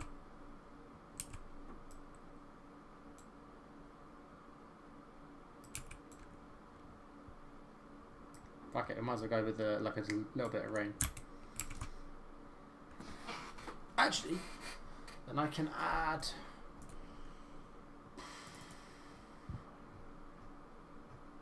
little drippy drops.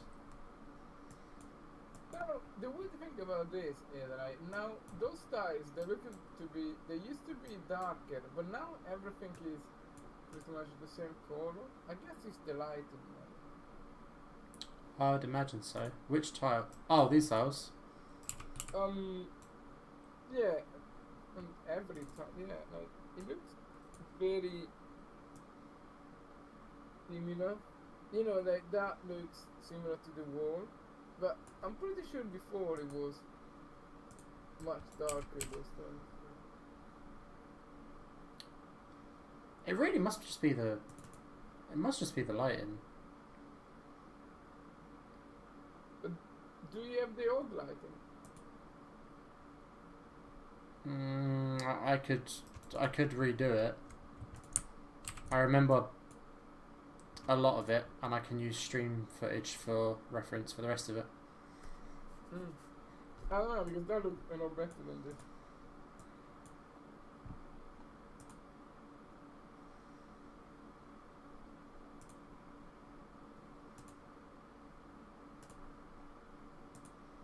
Alright then. Play the game.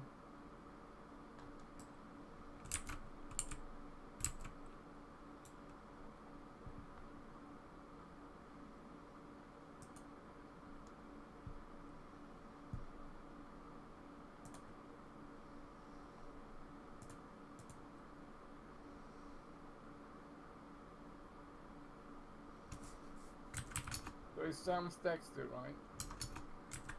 Yeah.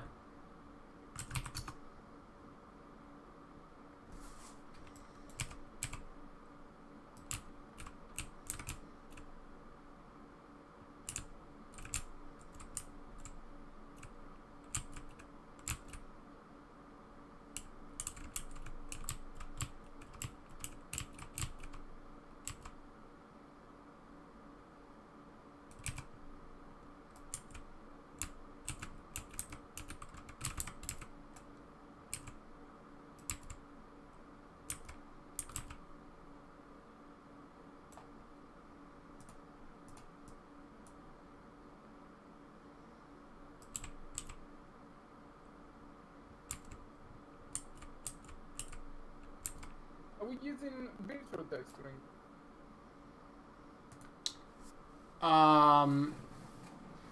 Some materials are, some textures are using virtual texture streaming.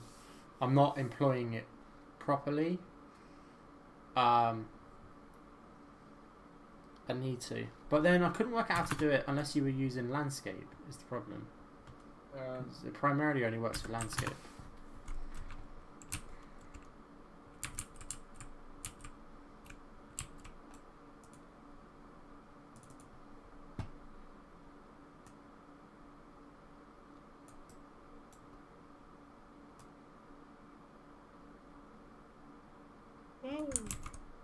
Takes ages to load up the map for the first time, right?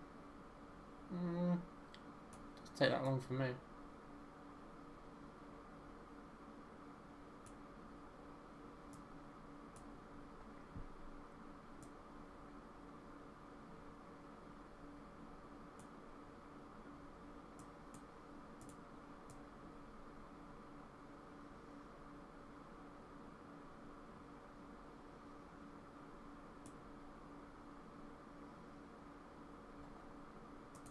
Taking ages for me. Yeah, I thought that.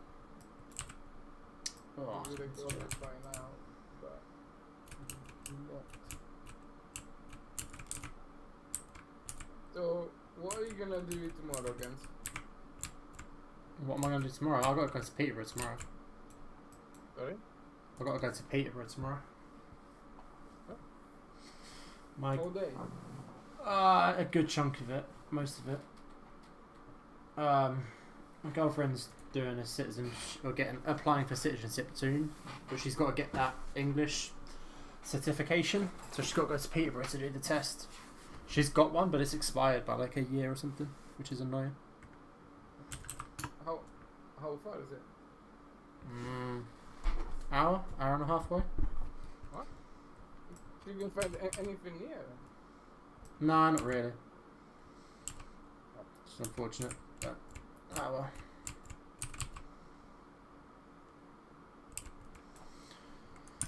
So yeah, I think yeah, at some point, if you're back tomorrow, the thing that it looks quite off to me is, yeah, I mean the lighting is possibly number one. But I think also the paddle layer never really looks like a paddle. It just looks weird. Ah, thanks. It'll go fine. Like, her English is perfect, but you need a bit of paper saying your English is perfect, which is annoying. I remember I did that as well for when I did my. Yeah, technically I have a British passport, but I've not. It's a strange story, but I did the life in the UK test, and it was like the most bizarre experience of my life. Do you know what's funny? So when I was in sixth form, one day in my sociology class, we all done a life in the UK test. There was like 15 of us in there. We were all English. 2 people passed the test. We were all fucking English. My teacher failed the test. It was ridiculous because like one of them come up was like, what county is Stonehenge in? And one of the questions was like, who was the 3rd king of the Tudor period? It was all shit like that. Exactly. It was just useless stuff that nobody knew. Yeah. No, I remember I had like a small book to read, and you know it was all about the kings and the religion wars, but like if you read the book, it's actually quite interesting, really. And if you read the book, then basically you can do the test pretty easy. But if you do not read the book, then you need to remember, what is the king that did this, and say. Yeah, And it's there were just... also questions like, who is David Beckham? That was like popular culture.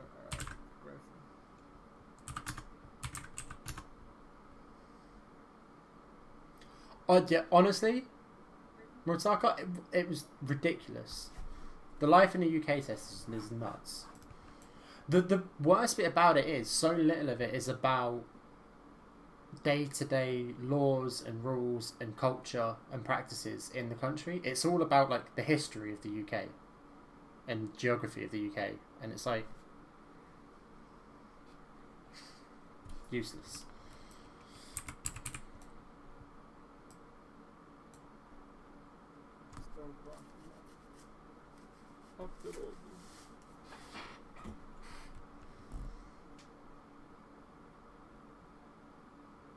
Something that I noticed is my kids that they were born here and they are like super mega British. They know nothing about geography, like absolutely zero. I don't know, like I knew where Napoli is, right? Naples, right? Where Rome went, Turin is, Florence, Venice. I don't know, just something, just like, but my kids, they like, oh yeah, what is Brighton? They say, I don't know. Right? Oh, what is Liverpool? Don't know. Manchester? They know zero about geography. How old is your eldest?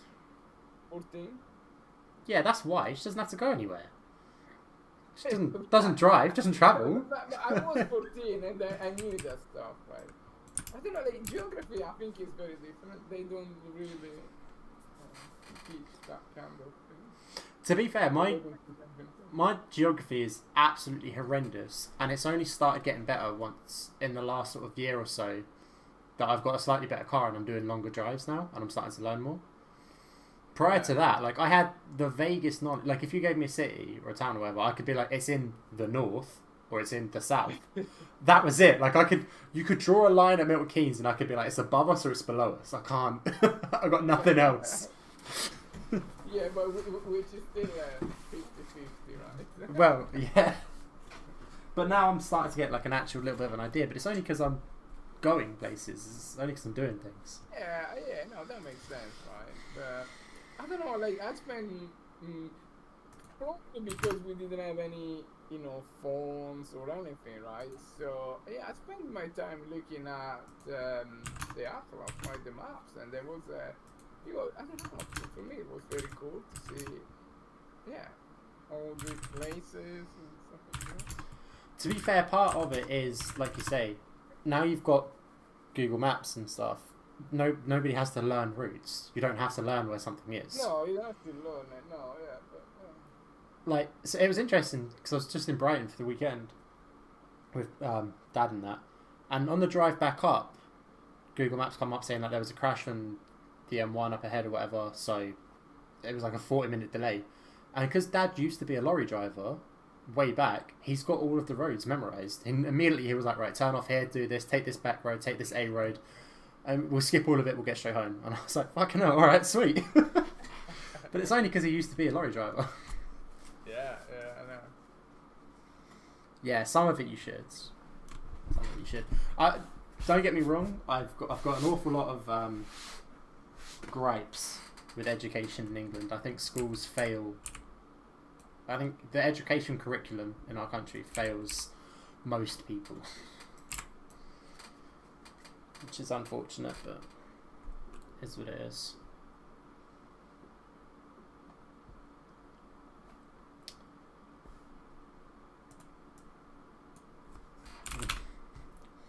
I think everyone's got gripes with education, but yeah, I've got gripes with education.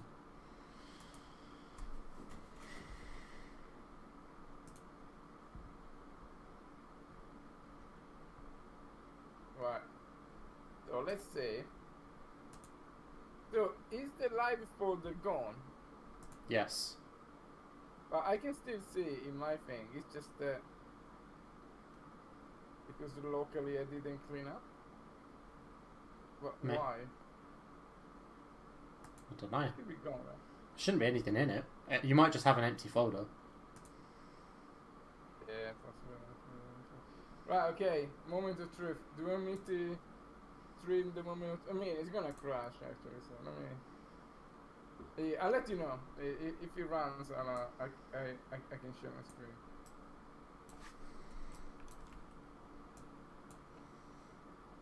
Look at that. For the first time, I see the texture level.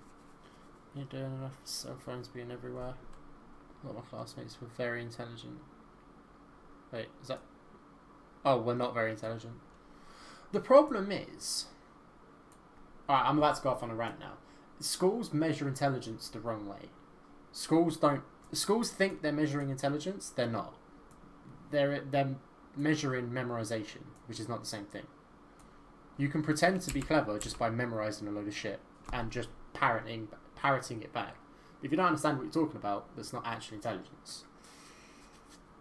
And the problem is that in English you have too many words to intelligence in Italian is like if you are smart, right? Intelligence in English has so many different meanings because intelligence could mean like, you know, the Secret Service, right? You have this information, right? It's like, yeah, I would get confused when somebody talks about intelligence. Like, do you talk about if you're smart, or do you talk about if you have information? to be fair, that's... They're very different things. That is an issue. Yeah, that is an issue with the English language.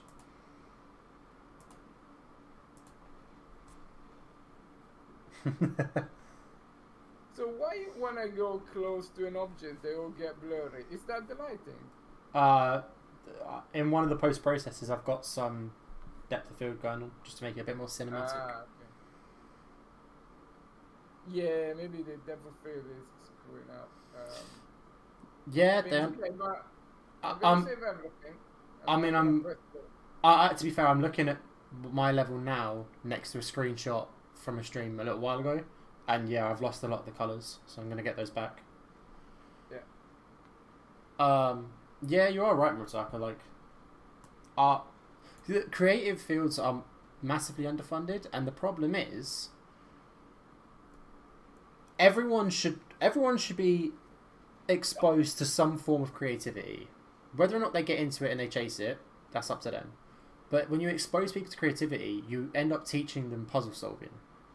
Because that's all it is. It's just pattern recognition, it's puzzle solving. You unlock a part of the brain that lets you view the world slightly differently. which is so vital to everything. Because the second you get out into the real world, you can't just memorise and parrot shit. You have to work things out on the fly. And when you're at school, you get one shot to get something right, and if you get it wrong, you're fucked. You get a bad grade, on to the next one. But that's not how it works in the real world. When you're an adult and you're in a job, if you mess up, you get told to do it again, and do it again, and do it again until you get it right. But you can't, if all you're doing is memorising, you can't do it any differently. You have to learn how to puzzle solve, how to think differently. But they don't teach that. So yeah, I have issues with education.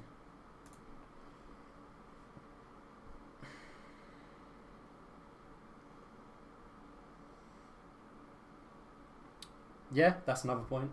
You can't use the same teaching technique for everyone as well. And also, you've got to accept that some people are just straight up practical. They don't do academia, which is fine.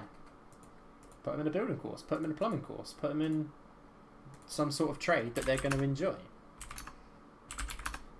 I mean, shit, I'm absolutely useless at trade work, but don't put me in trade work. Put someone who's good at it in it.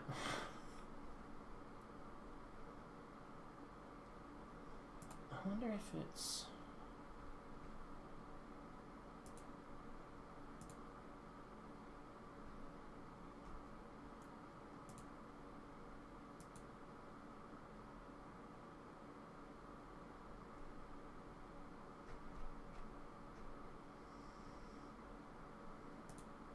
Another thing as well that's wildly undervalued in schools is the ability to self-teach, which you don't get taught how to self-teach, which is a shame, because that's incredibly useful.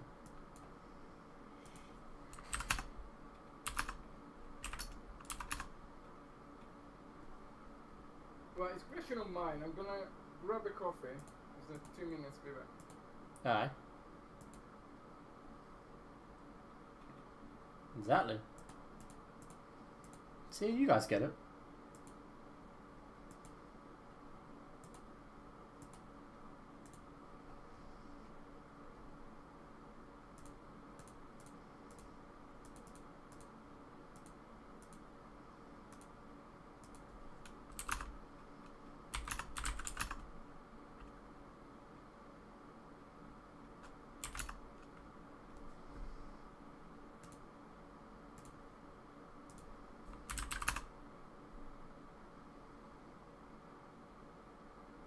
I don't doubt that for a second. Honestly, I don't doubt that for a second, Mortaka. You can learn so much from games. It's actually nuts. And the fact that they get shit on so much is wrong.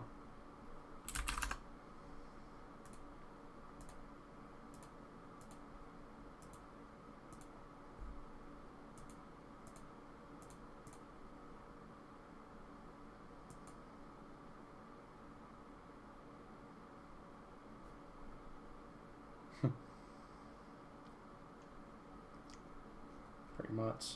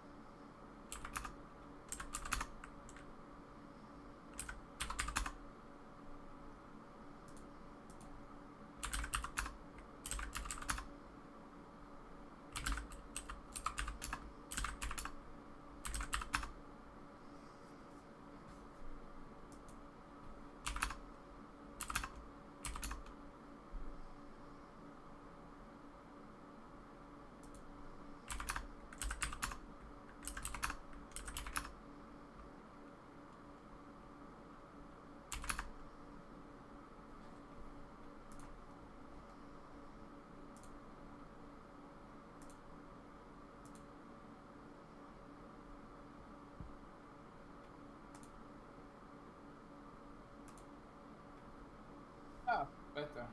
Worse. What? I was looking at the screen, on the stream. Oh, yeah, I'm getting there slowly. I'm slowly rolling it back. Okay, so the crash is because drum rolls Da da da da. is your fault. How's it my fault? I suspect. You well, suspect don't nothing. I say it. You suspect nothing, good sir. In my on my screen, on my debugger. So, did you restate the sound effects in the level? Restate them. I mean, yeah, did you put the sound effects back? You know, Brandon put the sound effects, like the wind, the thing. I moved it. I moved the files out of live into the shared folder. Oh, actually, that's the point. There was a compile error on one of them. When I moved it, it came up with a compile error because it wanted to use the get human character BP node or whatever, which apparently doesn't exist anymore. So I swapped it out for get player character, or player controller, sorry.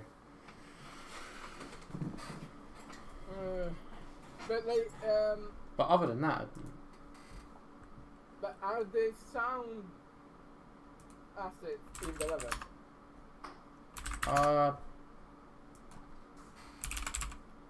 do you know what any of them are called? Or No, but I think you can filter by type. decal, static mesh.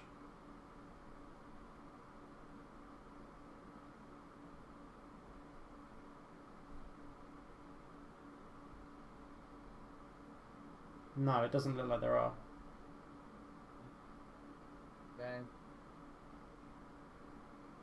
Dang it.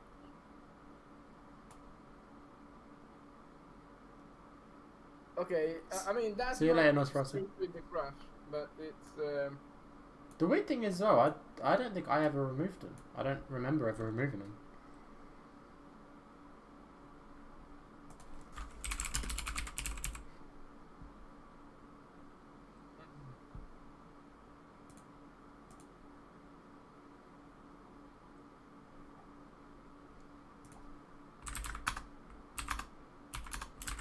okay.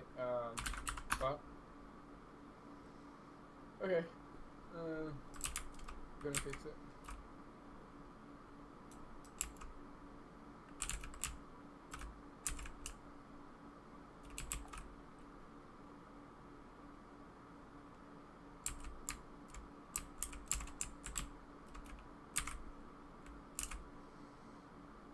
Also, what's happened to Brandon? Where is he? I haven't seen anything from him in Oh. ages. It's been ages since I heard from him. Yeah. So I thought I'd drop off the radar. He's just vanished.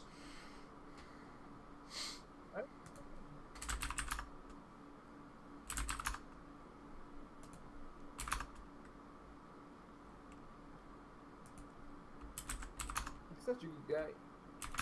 Yeah, I like Brandon.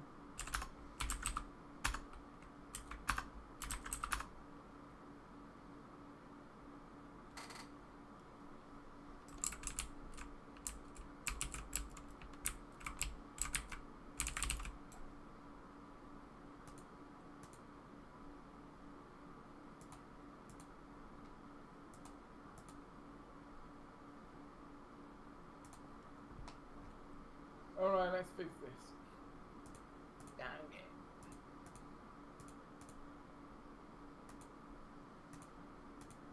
We go non-stop.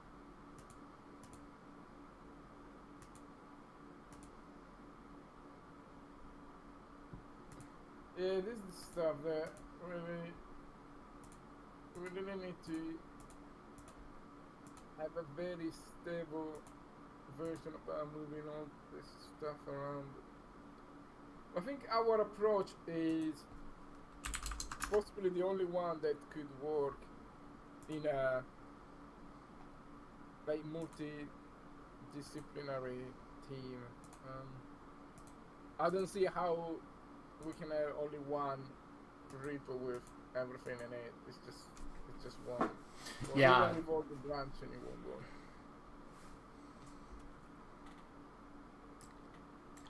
100%. That's all this job is, Murasaka. Oh, let's fix this. Shit, something else broke. That never happens to me, by the way. I don't know what You you're know. talking about. Every other day we get a message from you being like, right, well, I've broken the build. So... Oh, really? Oh, really? Really?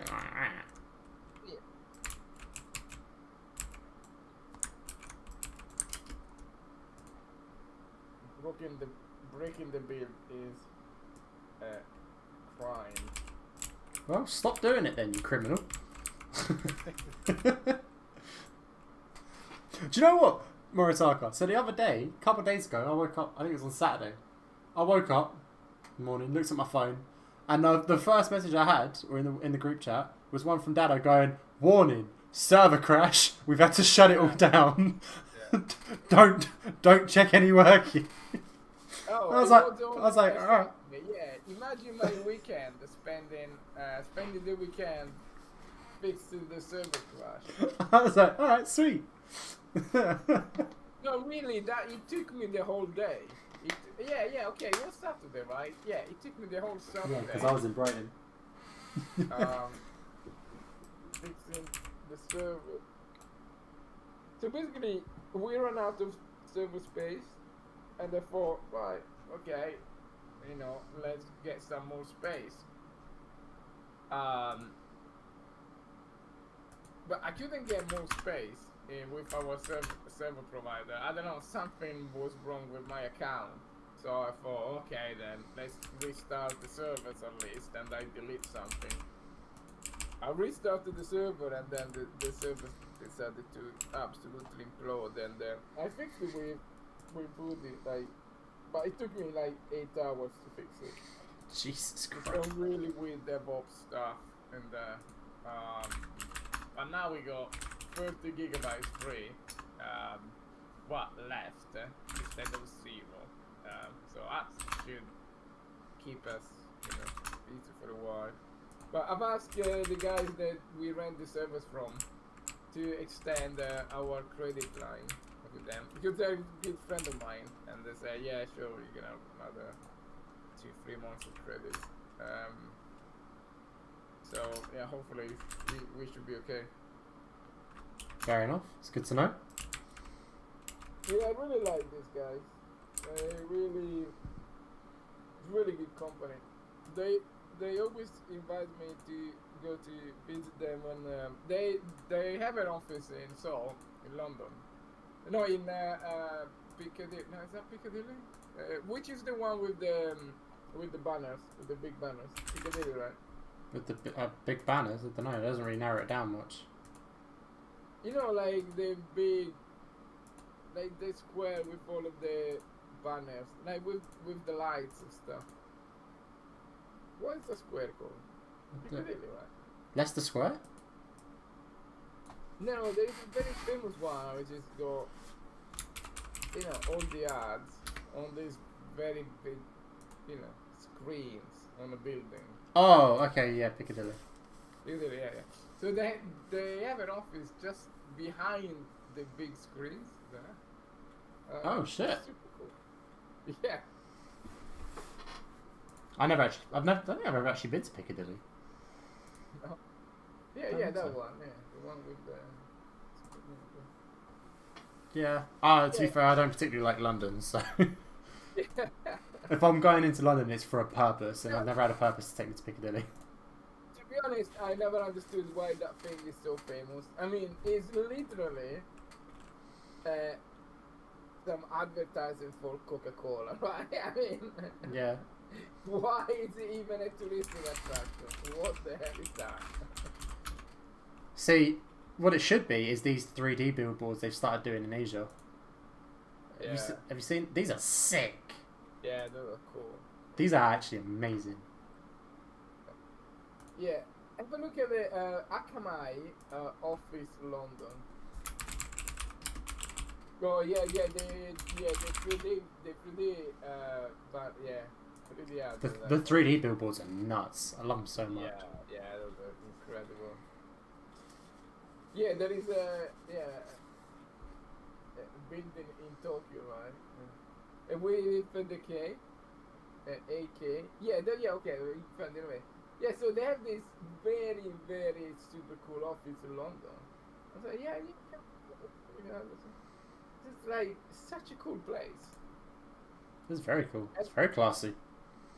Oh yeah, like super nice. And they say that we can rent like some desks there for free. Wow. Oh, so that's going to be the little... Right, I'm with you. Oh, that's a proper fancy one. It's really fancy.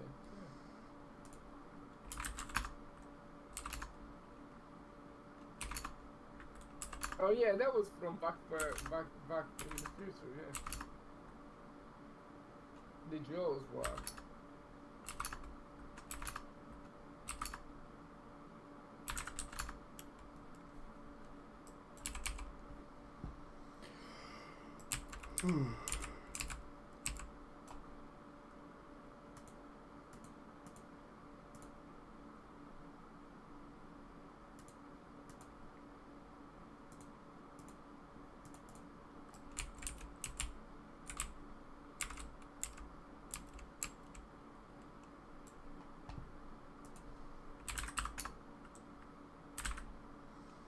Hey, what's up, Duke?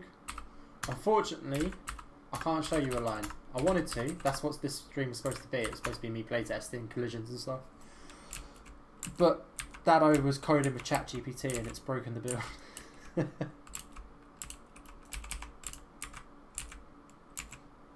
I am surrounded by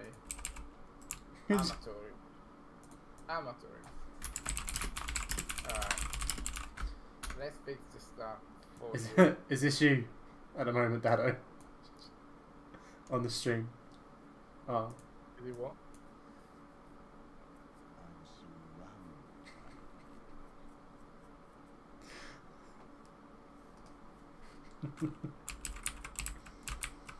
That's you, innit?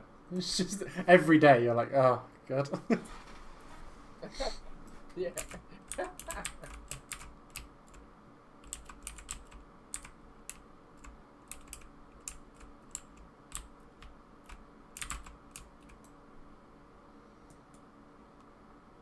He wrote the code in Welsh. Oh yeah, Dado also speaks Welsh. So he speaks English, Italian, Spanish, French, Japanese, Korean, Welsh. Was there any other one? German, if he stretches it. So we're up to 8 languages. I do not speak Welsh. Welsh is a hard language, dude. Yeah, it's very weird. It's got like no vowels, right? It's got all these weird Y and W Yeah. letters all over the place. Welsh is actually wild. Such a wild language. It's a bit like German, I think. Well, it sounds a bit like German. Does it? No, I've been to Cardiff and there were some guys, just for a laugh, they started speaking Welsh. But, I don't know, to me it sounded like German, but, you know. I got family that's Welsh.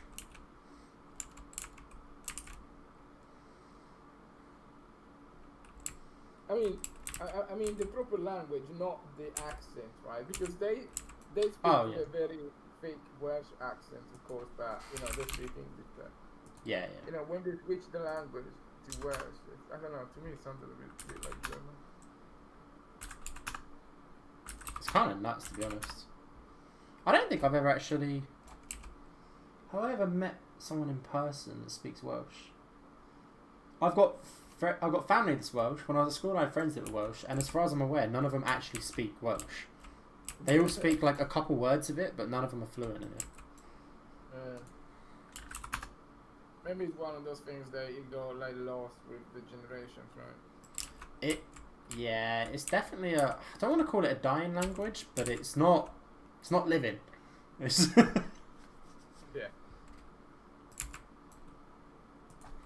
Although when you register a company, I never understood why. Like, you register a company, right, in England, what, in Great Britain, what, in the UK, right, and you have the option to register the company only in Wales. Okay, why? Fair enough.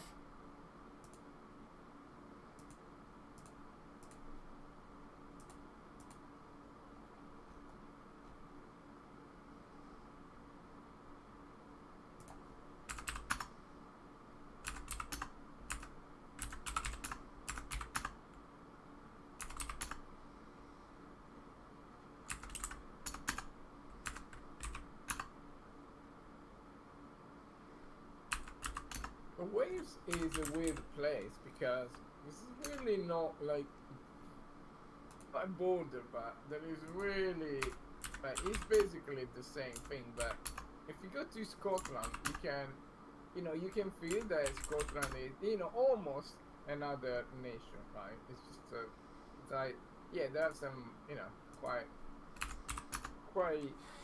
I don't know. I feel more at home in Scotland than I do in Wales. Yeah. But then, to be fair, I've got a lot of quite close Scottish friends, so that probably makes sense. Like, I've got friends up in Scotland that I regularly go see, up in Aberdeen and Edinburgh, so that's probably why I'm more comfortable with it, because I'm used to just being sworn at by angry Scottish men most of the time. Well, I guess like it doesn't have the fact that like going into Scotland, you go that little bit with Carlisle and this is there. It's got absolutely nothing, and then after 200 kilometers of nothingness, you get Glasgow, Edinburgh, right? So yeah, you go a really big like you really know that you are in Scotland because Yeah. there is 200 kilometers of nothing, right? In Wales, you don't even know that you just that you are in another. Yeah, you're never quite sure when you've hit the border. It just becomes slightly greener everywhere, and that's about it. Yeah. So like, is Bristol in Wales? No, it's still in England, right? No, yeah, Bristol's in England. Yeah, but it's on the border, right? It's too high for the border, isn't it?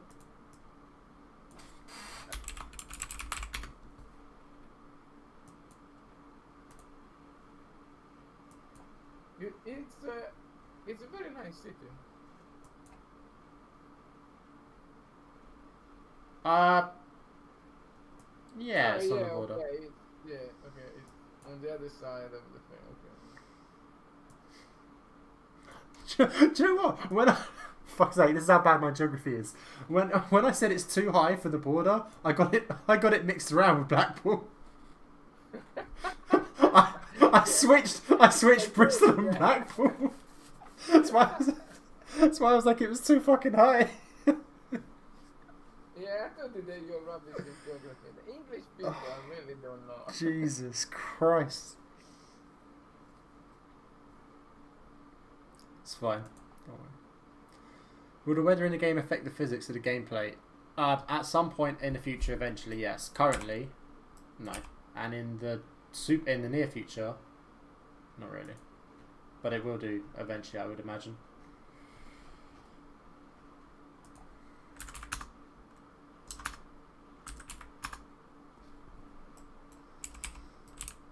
Right, it's not exactly the same as it was, but yeah, it looks better. I've got it back a lot more. It's slightly more contrasty, which I actually kind of like. I like having the bright spots, but it's a lot closer. I think the fog's a little too strong, personally.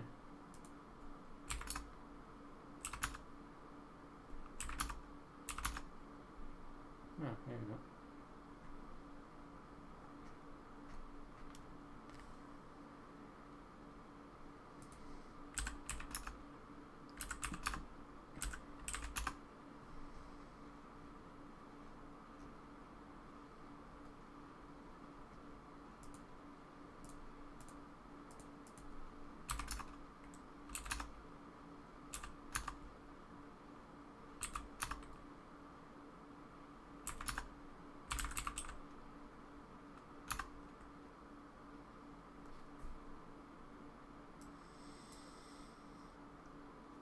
How far out do you think we are? Ready to do my PC again. Dado, that's a question for you. Very near. You heard it here first, folks. I really think, and so Duke 23, are you a backer? So I really think that we should release a version for the backer basically this week. I mean, once we got it running, right? Because I really think I wanna study a little bit more before releasing to the public, like we did last time we released, you know, and it was a bit of a disaster. Right? I think this week I wanna have a like pre-release for the backers. They will find lots of things that go wrong, and then we decide, you know, how to deal with that. I mean, if you're asking my opinion, I'm all for it. I think. Oh, wow, you've been a backer since the start. Yeah, great. Thank you. Yeah, I'm all for it. I mean, the faster we can get the... Just have to wait 6 years till it's done. I think the faster we can get the CDCI, or CICD, I'm going to show you around it is, in place, and just put out like nightly, or bi-nightly or weekly builds or whatever. The sooner we can get that in place, the better, I think. Yeah. Yeah, that is the thing for me. It's very important to get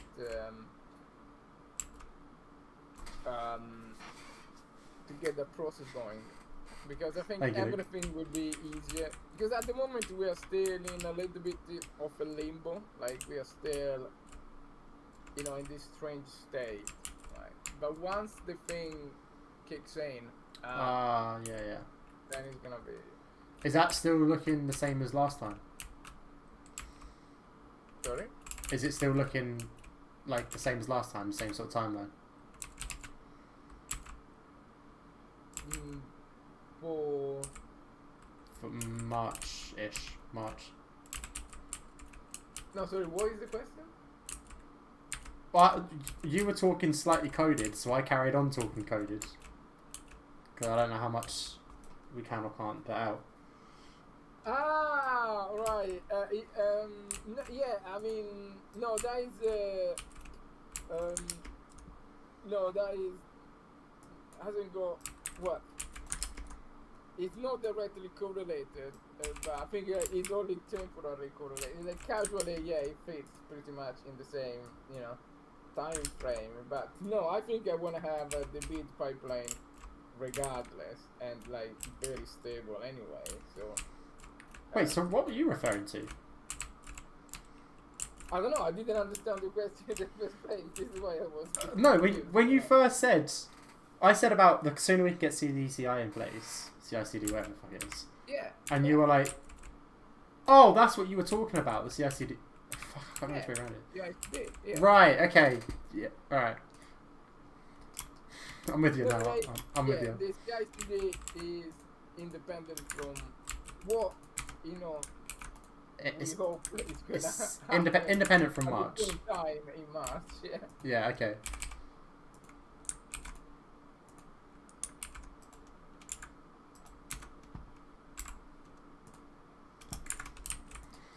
Christ. Right. Well, I'm gonna save and check this stuff in, and then I'm gonna go to bed because I can't afford to not get up in the morning. God, I need a haircut as well. My hair's way too long. Either that or I should just grow it out and just wear it as like a man bun or something. I don't know.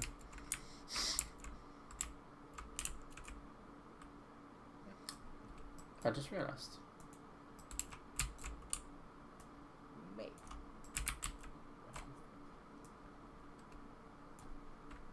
You know what? I think it is. I think it works. Oh, don't. I'm just about to go to bed. Don't tell me it works. Yeah, I Fucking think. you son of Yeah, a... I think it's your fault. Wait, How what? do you set a game instance? What do you set the game instance? I don't know. I don't fully understand what you're asking me. You know there is an object called game instance, right? Okay, I didn't, but okay. Ah, okay, wow. So you have to set the game instance object to SPP game instance, and then everything will work. Is it project settings? I don't know. There's in the project settings. There's something for game instance class.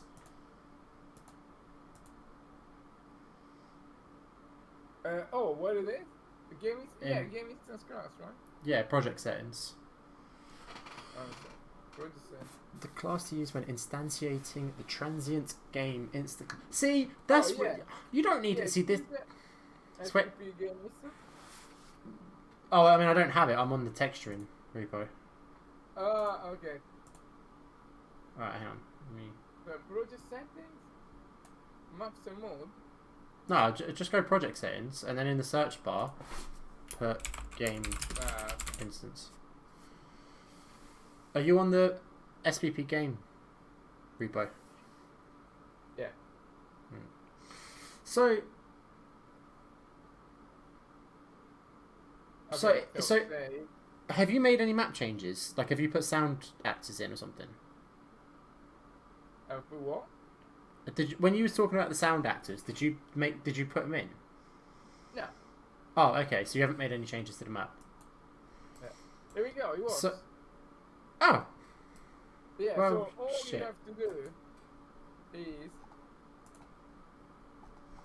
well, we haven't got a player start, right? there's one. No, yeah, we do. There's one somewhere in the level. It's in the middle of the level somewhere. No. So it doesn't work then. Okay. So, hang on. Wait, I'm going to Duke's question first. Character model customization, like a heavier set guy. Yeah, there'll be character customization. The idea we had is that, I mean, you've got the main guys, but the end game, and this is talking about future end game type thing, is we want it to feel like you're doing parkour. And like you're testing your lines and you're going out to real locations and it's your avatar, so the more you can customize it, the better. How exactly we're going to go about it, we're not sure yet, but yeah, there'll be some sort of customization. How do we create the layout of the map? We didn't, actually, or at least I didn't. A mate of Drew's called Sam Carter, who is an architect, and he designs parkour parks, and he works for Capstone as well. Designed the map for us. Handed it to us as a SketchUp file. But the collisions were all messed up and the geometry was all jacked, so I had to rebuild it. But I just traced his work, basically. I've made changes to it since to facilitate gameplay. But it's at its core, it's still his map. He's actually given us another section as well. Like a skyscraper version map. Not version, but a skyscraper map. That will, at some point in the future, become part of this. I've got it made in blockouts at the moment. I've just not got it made like nicely.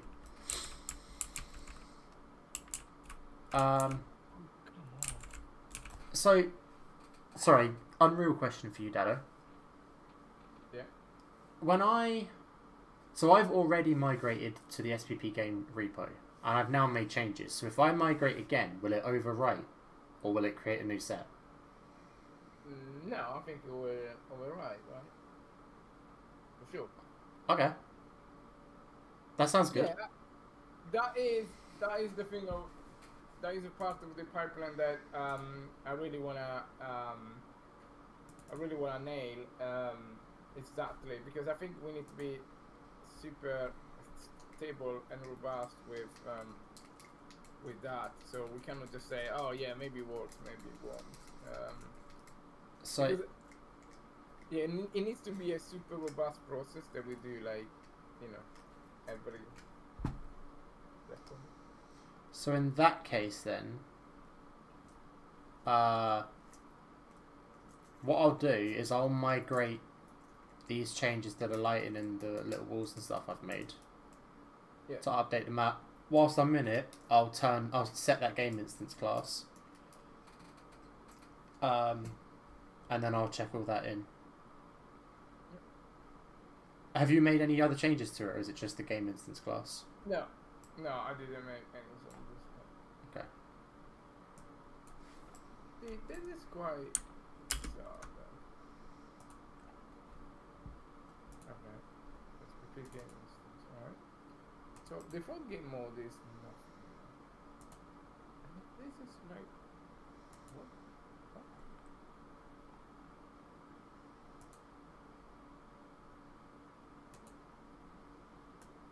what? It comes up with a dialog box saying the asset already exists. Do you want to overwrite? Yeah, it That's always all, do yeah. yes, right? Because you want to rely on that. Yeah. I was just letting you know that's what happens. My question came from Sri Lanka map. How annoying would it be if they found no jumps were doable after the fact? Yeah, so that's where Sam's design has been altered and adjusted and stuff to facilitate gameplay. Because a lot of the times the gaps were too big or too small, or the walls were too thin, or the walls were too high, or loads of stuff like that. So there's been little changes around the map, or like sections of the map didn't have enough to do, or so there's been some alterations every time we get like a new iteration of the mechanics. For this one, we're currently the actual configuration of the map is the same as it was for the previous version, but all of the mechanics have updated and changed, and we've got new ones. So what I was hoping to do this stream, but we was having issues with the build, which we've now worked out. So I'll hopefully do it next time I stream in. I might stream Thursday actually, if I can get a chance. I might have a chance Thursday daytime to stream. Is I'll playtest this map, and I'll go around working out where collisions don't work, where jumps are too far, where walls are too high, things like that. And then it's just like little adjustments and just facilitation. But it's at its core, yeah, we got it from basically an architect, which is why it's looks like a real place, even though it doesn't. Even though it's not a real place. Sorry.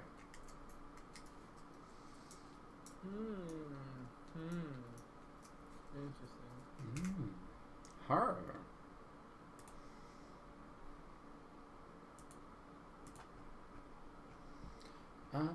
So.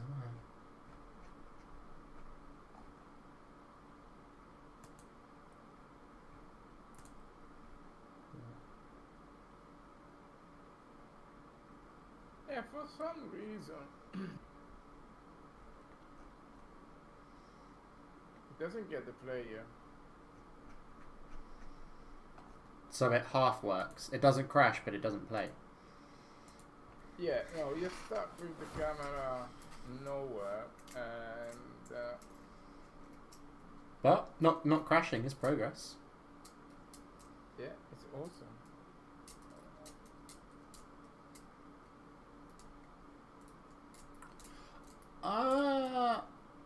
Ooh. I wonder what's going to happen to the game, SPP game project, when it gets to overwriting the level, but the level is currently open. No, that's like that won't work. I think It's going to crash the engine, isn't it? yeah, no bueno. But I can't change which level is open whilst it's migrating, can I? To try and avoid that. I mean, yeah, redo it. Just close Unreal and remigrate. It may work, but Fuck it. Let's let it run. See what happens. yeah. I really need to, I said I was going to go to bed an hour ago. For God's sake. It usually tells you.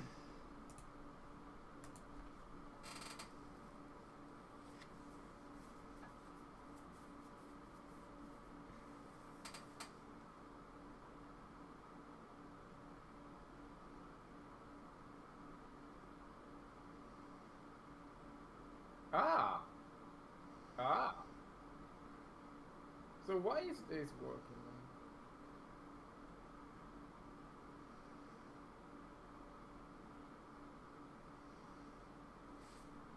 I actually made a mistake here as well. I didn't need to migrate everything. I only needed to migrate the things that changed.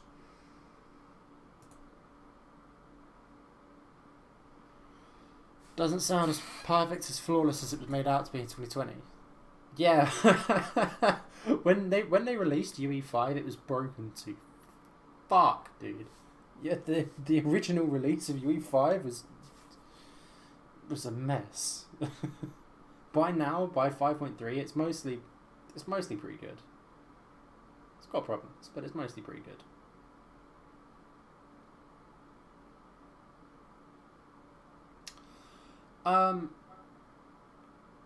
So we've got the skyscraper section, which we'll add in just because we've got it and it's cool as hell. But for the most part now, this is probably going to be our level for all the demos and the practicing and that, because it facilitates basically everything we need mechanics wise. And it will just be a case of this is maybe where we test all of the art stuff if we're testing new art tech and whatever. But after this, I'd imagine it will be most of the art focus will be on R&D for the photogrammetry stuff, or making actual levels for the actual game and things like that. I'd imagine this is pretty much going to be the level. Do you think you guys will add temporary injuries to the players? Dado was actually working on that way back. Of if you like mistimed your vaults and you clipped your foot or your knee or something like that, you would have an injury. You'd have a little limp for a while. But what happened to that, Dado? Yeah, I played with that a little bit. I'm not really convinced about. Yeah, I think it looks more dodgy than cool.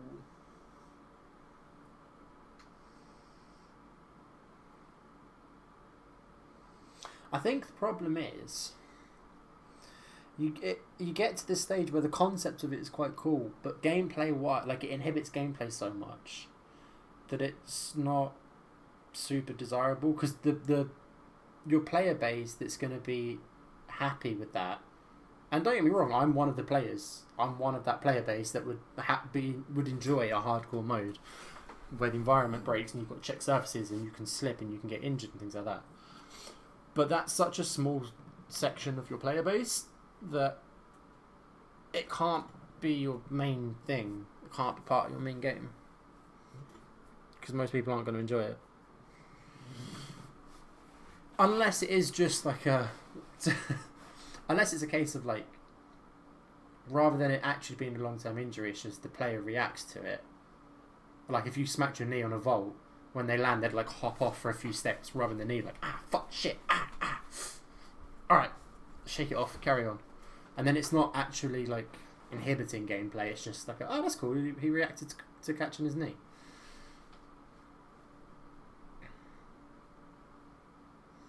But I would love like a super hardcore version of this game. That I don't know if it'll ever happen, if it'll ever manifest.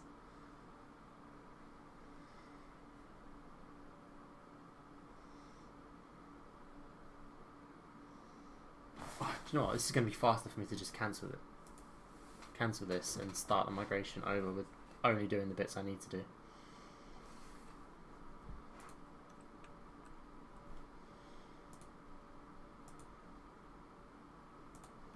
Yeah, that's another thing that is quite tricky, right? In theory, you should migrate everything, right?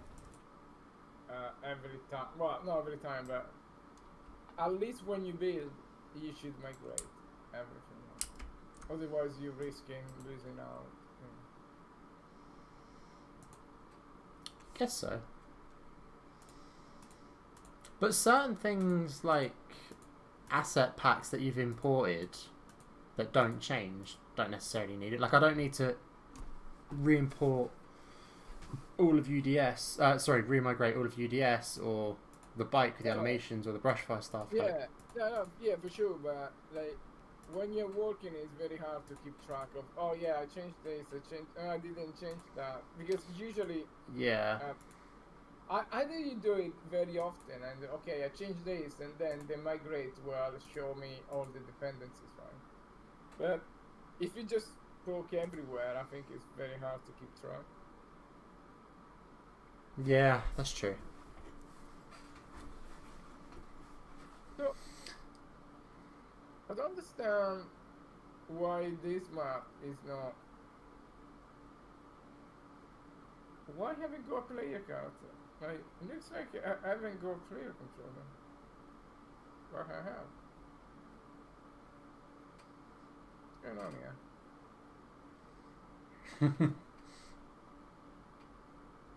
See, one of the things I wanted in the hardcore version of this game is like a confidence meter alongside injury stuff. So all moves start off hard, depending on what they are. So like a corkscrew is super hard, lazy vault's not super hard, but everything starts off with a difficulty. And the more you do it, and the more you do that move, they get easier and easier. So the window of which the game helps you land it increases to make it easier. But then if you mistime it, or if you take an injury, or if you do it at a height with consequences, things like that, and it goes wrong, your confidence drops, which means that window of help gets smaller because you're hesitating for everything. And it would be, you'd have to, if you didn't do a move, like if you didn't do anything at height for a long time, the confidence drops, and then the next time you go to do it, you've got to like start off and build up again. But the problem is, it's such a I think they're really good ideas, and I would love it. But most people don't play games like I play games, and the people that do play games like I play games are quite a small audience. So business-wise, it's not a great idea to make that your selling point, unless you're going full FromSoft and you're just like, yeah, we're making a Souls-like, I don't give a shit. It's hard, deal with it. But that doesn't work for every genre. Can't really do that for a sports game. As much as I would like to.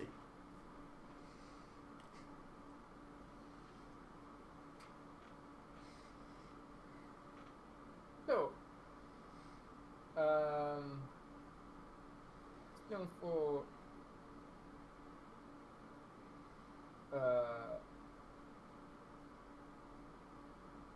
you, yeah.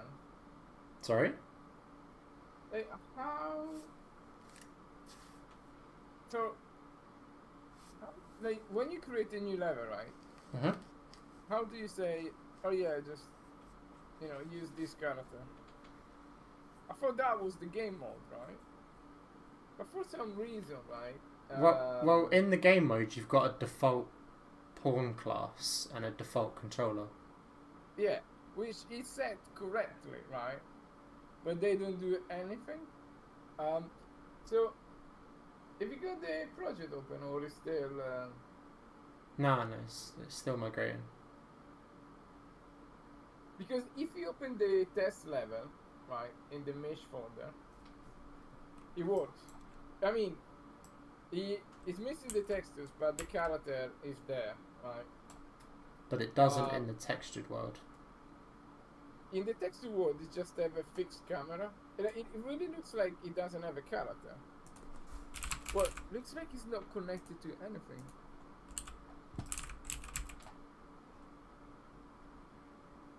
It's a what is it? Yeah, like if you click play, you should be able to play now, right? Nope, that was a bad idea because it crashed whilst I was migrating. What? Oh, because I forgot to set the game instance because I was doing the migration. I mean, let's see what's the damage then. I like the fact how much the migration is like sped up.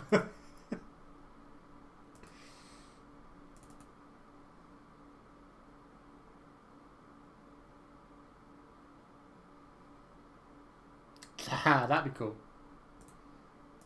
Yo, a roguelite for SPP would be sick.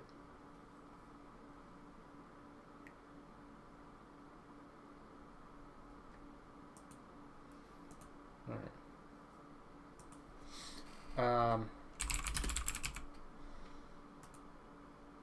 SPP game instance.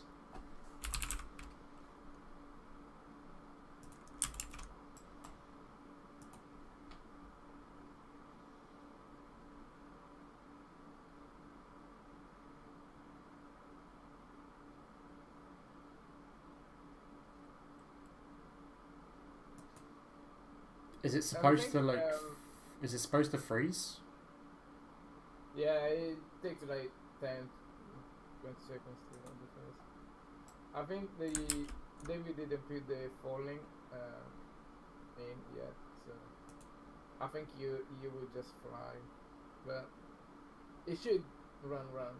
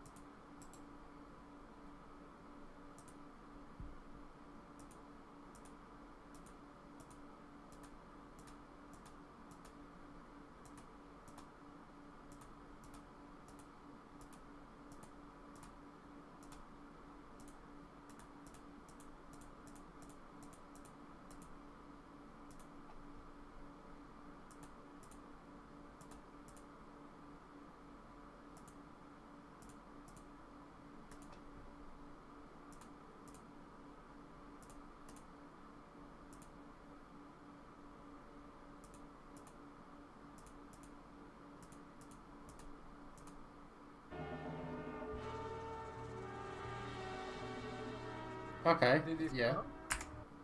Yeah, it started. It's not like in having 2 instances of Unreal open though. You go Super PC now. So Well, okay. So you have a character, right? So yeah. why do we have a character here and not in the other guy? Oh, hang on.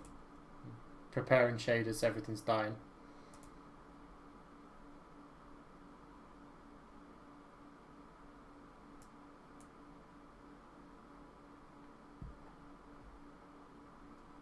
So you only got one like in this stream. It's very disappointing performance, guys. Yeah, we started it too late at night. I usually go 5, 6, 8 likes.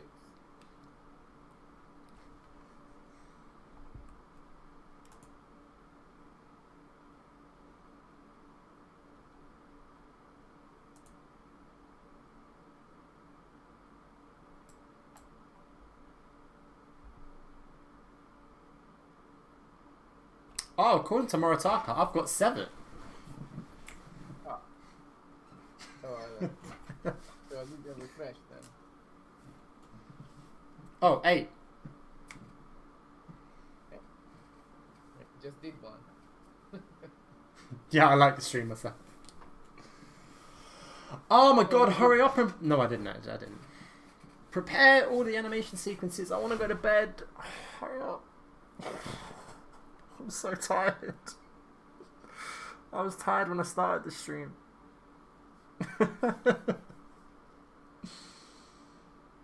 Oh, you can skip that. I can skip it? Yeah. How? Just load another level. I don't know, what do you need to do? I was going to try and work out why there's no... Actually, no. No, I'm going to actually migrate stuff over first. Okay. So, Yeah, because the preparing animation sequences will take absolutely ages. can I migrate whilst they're preparing it? I think so. I don't like the lack of certainty in the word think. Possibly.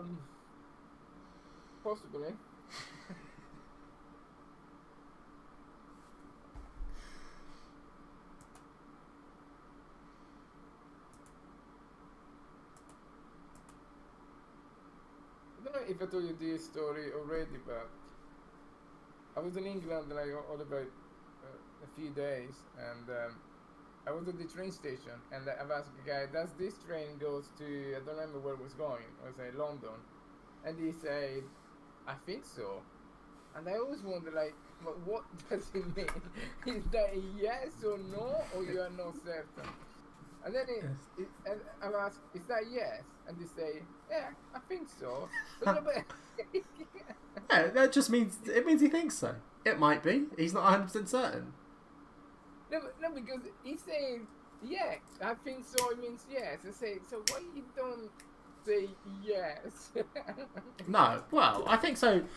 It means yes, but I don't want to be liable if I'm wrong. Yeah, but exactly. That's what it means. No. It's a no consequence yes. Yeah, but I need to say where the train was going, right? But then why do you tell me I think so? It's completely useless to me.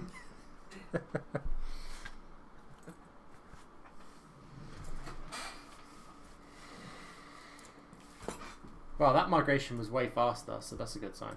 Because I actually just only done the bits we needed.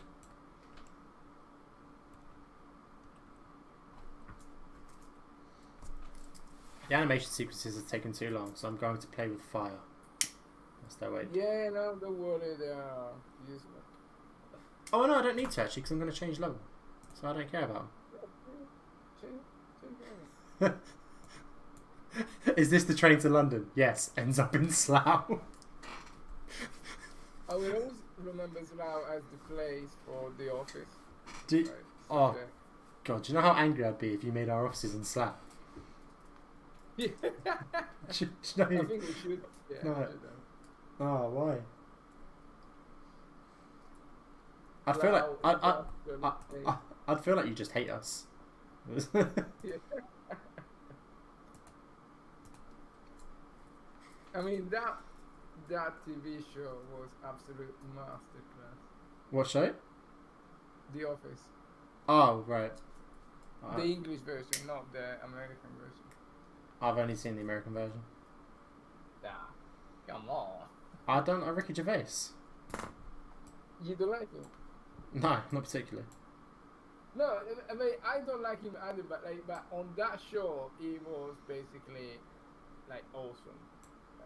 Yeah, but I don't like anything he's done after that. Do you know what's, before that?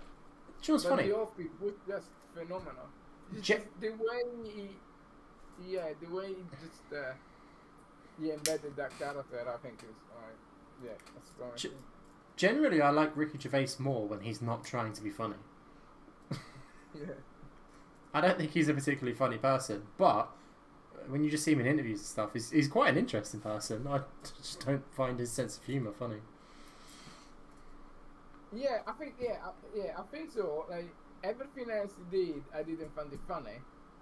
But The Office, I think for me was I mean I think The Office for me is just like The Simpsons, right? It's just that.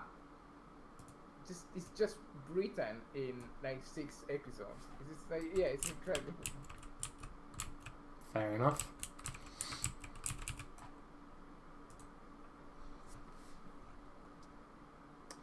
Why is it having to prepare everything all over again?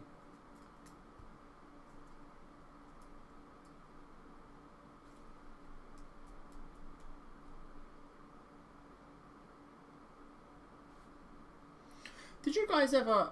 I don't know how many people in the chat are from England or grew up in English schools.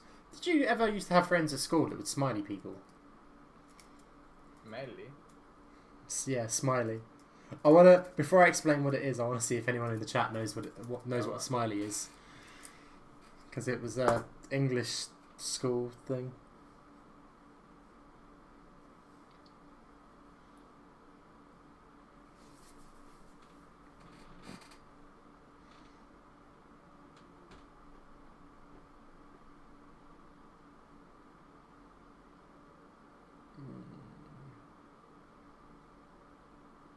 I don't think it's necessarily an age thing. It's a good thing if you don't get it. It means you went to a decent school, or you go to a decent school.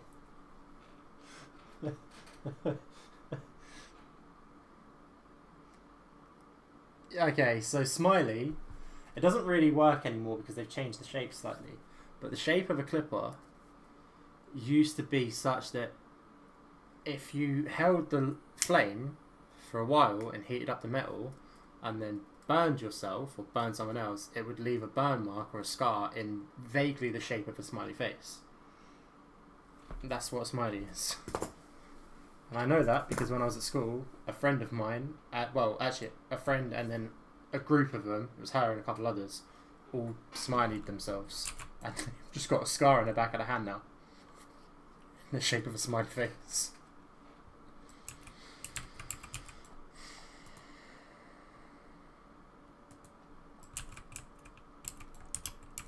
We played a lot of like pain-based games at my school. To be fair, we had a lot of violence and pain-based games. One we used to play quite a lot, which I was actually really good at. Not that it's something particularly to be proud of, but was Knuckles. I used to play Knuckles. I used to play Knuckles quite a lot. I played one on one lunch break when. Yeah, to be fair, Luke, it might be called something else. At my school, they were called Smileys. Yeah, so I used to play Knuckles quite a lot because I was an idiot when I was a teenager. And I had one where we was on a lunch break playing, and we played for about 40 minutes for a single game, and the table was covered in blood. I was playing with a 50p coin. It's the most stupid thing I've ever done. I got in trouble that day. When I came home and my dad saw my Knuckles and realised it wasn't from a fight, it was just like from a stupid game. Oh, I got in trouble.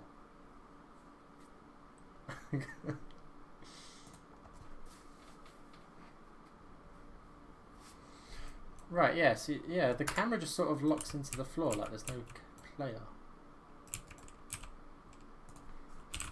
Yeah. That's bizarre, right? Wait, what's even more weird is you don't start at the player start. No, I think you start at 0-0, right? I think that should be like. Can you go to 0-0? I think it must be that point. Right? Well, I don't know how to know where 0-0 is. I'll just put the player start and then. Oh, I guess so. Yes.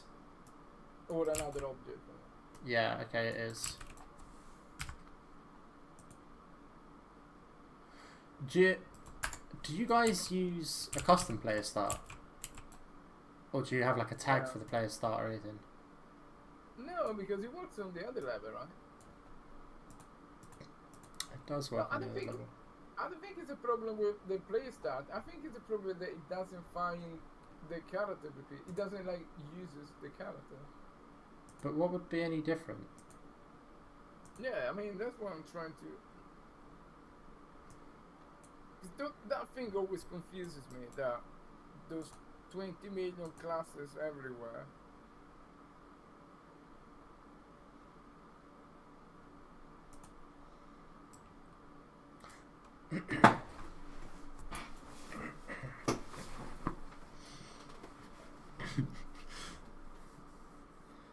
Let's see how kids we can shove against the Thursday railings.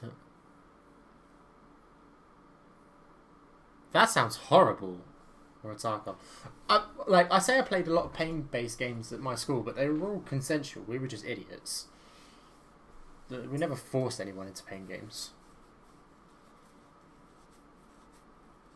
Yeah, weird things like that. We used to play a game when I was at school called Red Letter, where you'd have two teams. Each team would like decide on a word, and you'd split the word up so every player had a letter, and it was basically like Manhunt. You'd have to track down members of the other team and get the letter out of them, and then build the word. And it kind of didn't really matter how you got the letter from them, which usually involved violations of the Geneva Convention. Hence, we called it Red Letter. But they were all, like I say, they were all consensual games. It was never... Nobody ever got forced into them.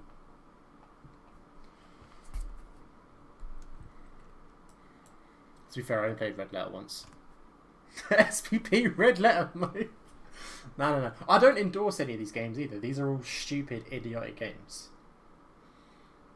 But it's the sort of shit teenagers do. So why is this not finding?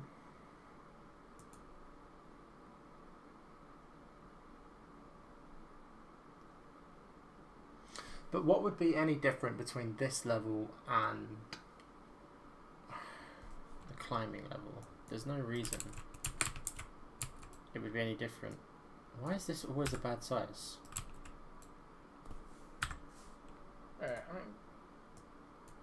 That's weird. Why is this permanently a bad size? That usually means it's overlapping or something.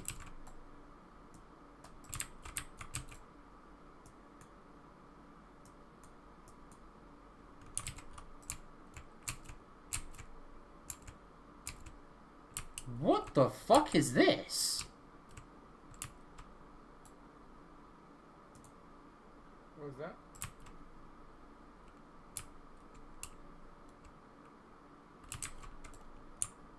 Oh, that's interesting. Hang on. Right, I've worked it out. Josh is bold. Why is that happening? What is the project default? Ah, Is that your fault? no. It's your fault. Mm. Wait. Oh, really? Oh, really? Default. Yeah, so it's What am I using... doing? It's using... a simplified... It's trying to do a simple version of the collision mesh on everything.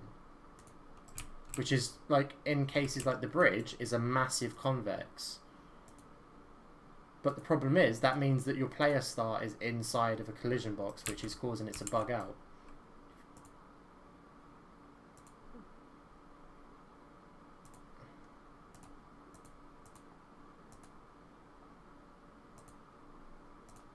Wow.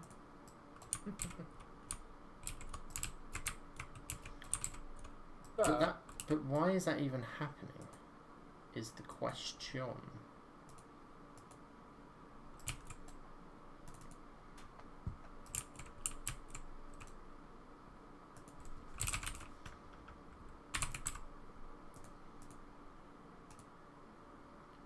Okay. Right. No, okay, I think it's an Unreal bug. So, the project default is complex as simple, but Yeah. when you set it as project default, it doesn't Oh. actually do it. Yeah, I noticed that. Like, I don't know why they haven't fixed that yet. So that's all it is. It's just an Unreal bug, which means, let me save before I do this in case it crashes it. If I just select all of the static meshes and I just edit them en masse to do collision as simple, it should be fine. I don't want anything with coal in it. Yeah, but they should really be complex. Yeah, they should really be their own collision mesh, but yeah. You can't I invent mean, such. that's, yeah, for another day.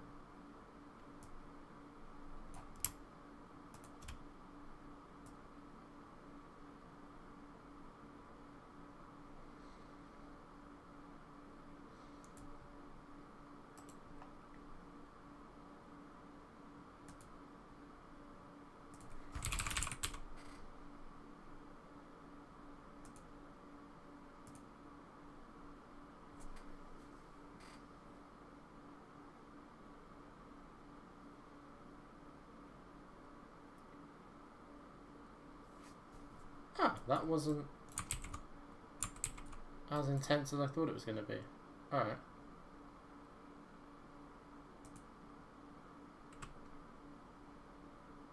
I thought trying to change collision settings on like 800 meshes at the same time was going to crash it. But it actually took it alright. Or 900, sorry. Yeah, I mean, remember to do that in the other project though. Yeah, I will do. There you go. Come on, play. No textures, but yeah. Okay.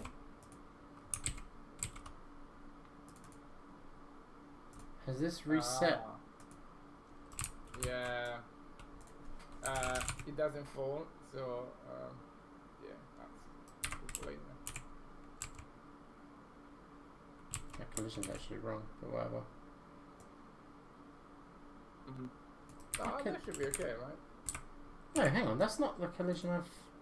What? Oh, actually, it might be the collision of...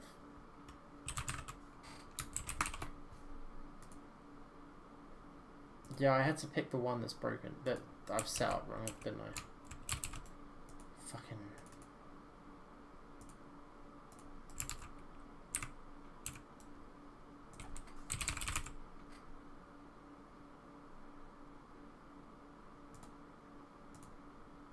That's weird. Oh no, yeah, there you go. That's what it should be.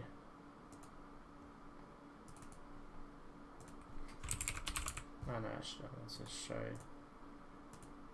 Yeah, yeah, okay, so that's what. Okay, no, so the. Him falling into the stairs, I think, is your end. The collision is set up right here.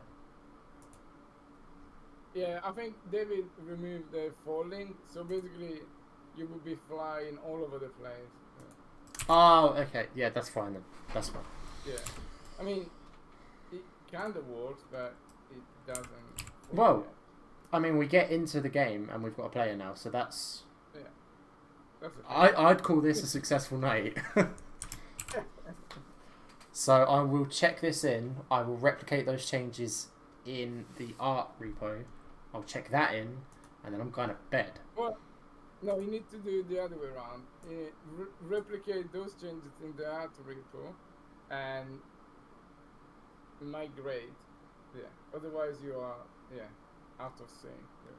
Well, yeah, but just this one, just this once.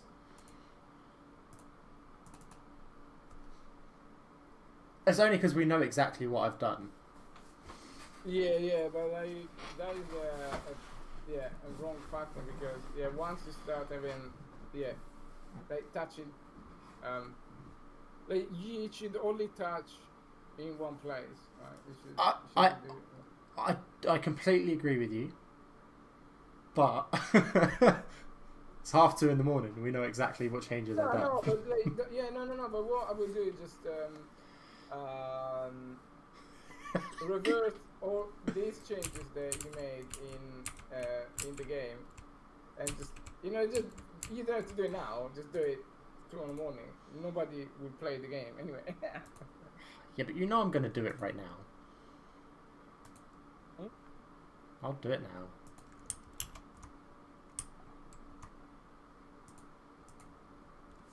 To bed and then replicate. The fuck? What just happened to OBS? Is the stream still live?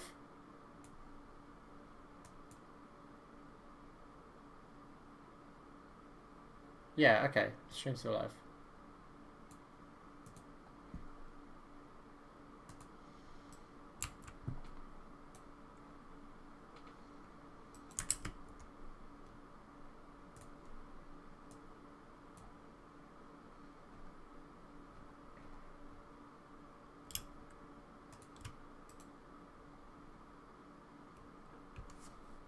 Yeah.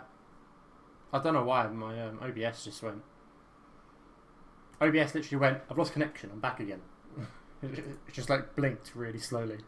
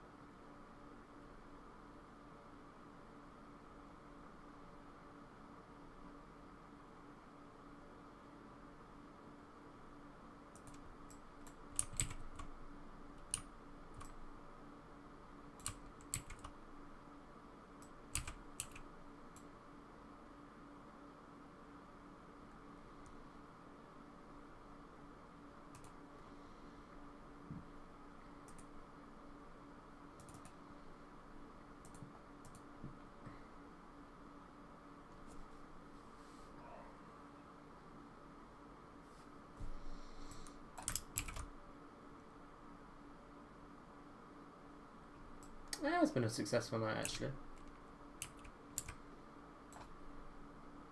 Yeah, you have to shadow him.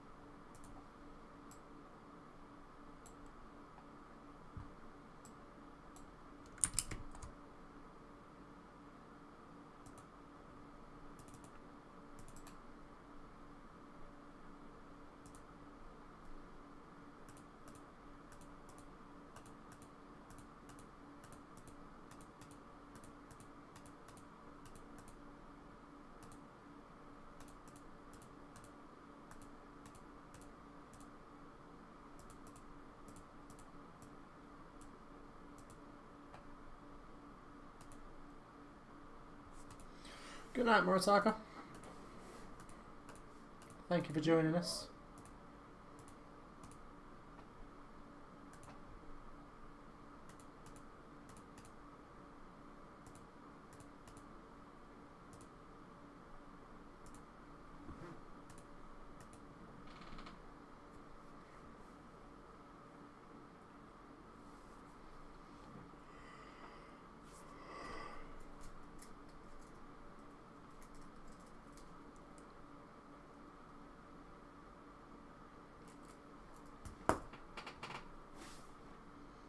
Got this when I was in Brighton as well. Very happy with him. Adorable little assassin. There's no guarantee it'll be Thursday. I think I've got time Thursday daytime to do it. But I'm not 100% certain.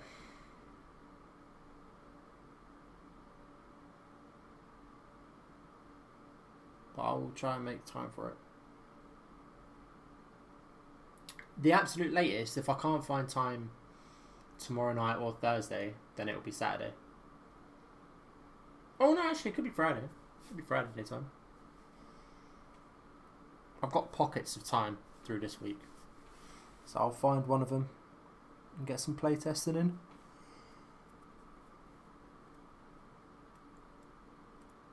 Public cycle docking station.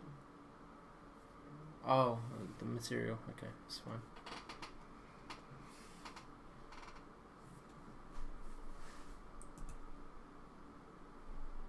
Oh shit, I've got the level open.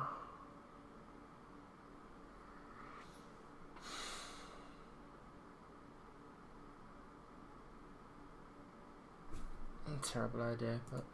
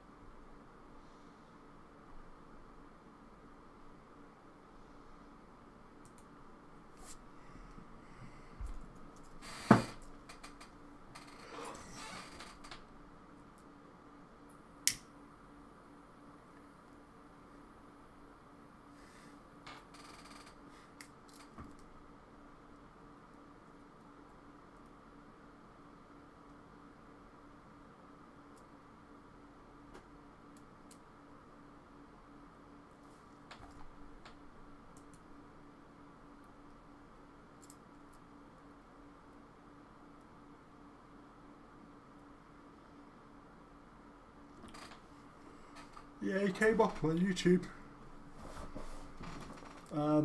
Not a full video, I think it was in the shorts. Looked quite good to be honest, looks smooth as fuck. Hella smooth. Looks quite fun. Looks quite arcadey, but it looks fun. Which one? The other parkour game, I think Rooftop and Alleys or something. Oh yeah, I saw the one. It looks really fun. That's what it looks like. Yeah, it's strange one. Like, I think you know Harry, he was doing that game. He's a quite a cool game, and I think Harry missed the trick. This is like he basically had the same game, but for some reason he never really gained any traction. It's such a shame because I think it was a very, very similar game. Potentially, yeah. And this guy completely. Yeah, I think he's got so much traction. This guy, so which is a bit unfair for Henry, which has been there, forever. But I know he's put so much work into true PKFR, whatever it's called.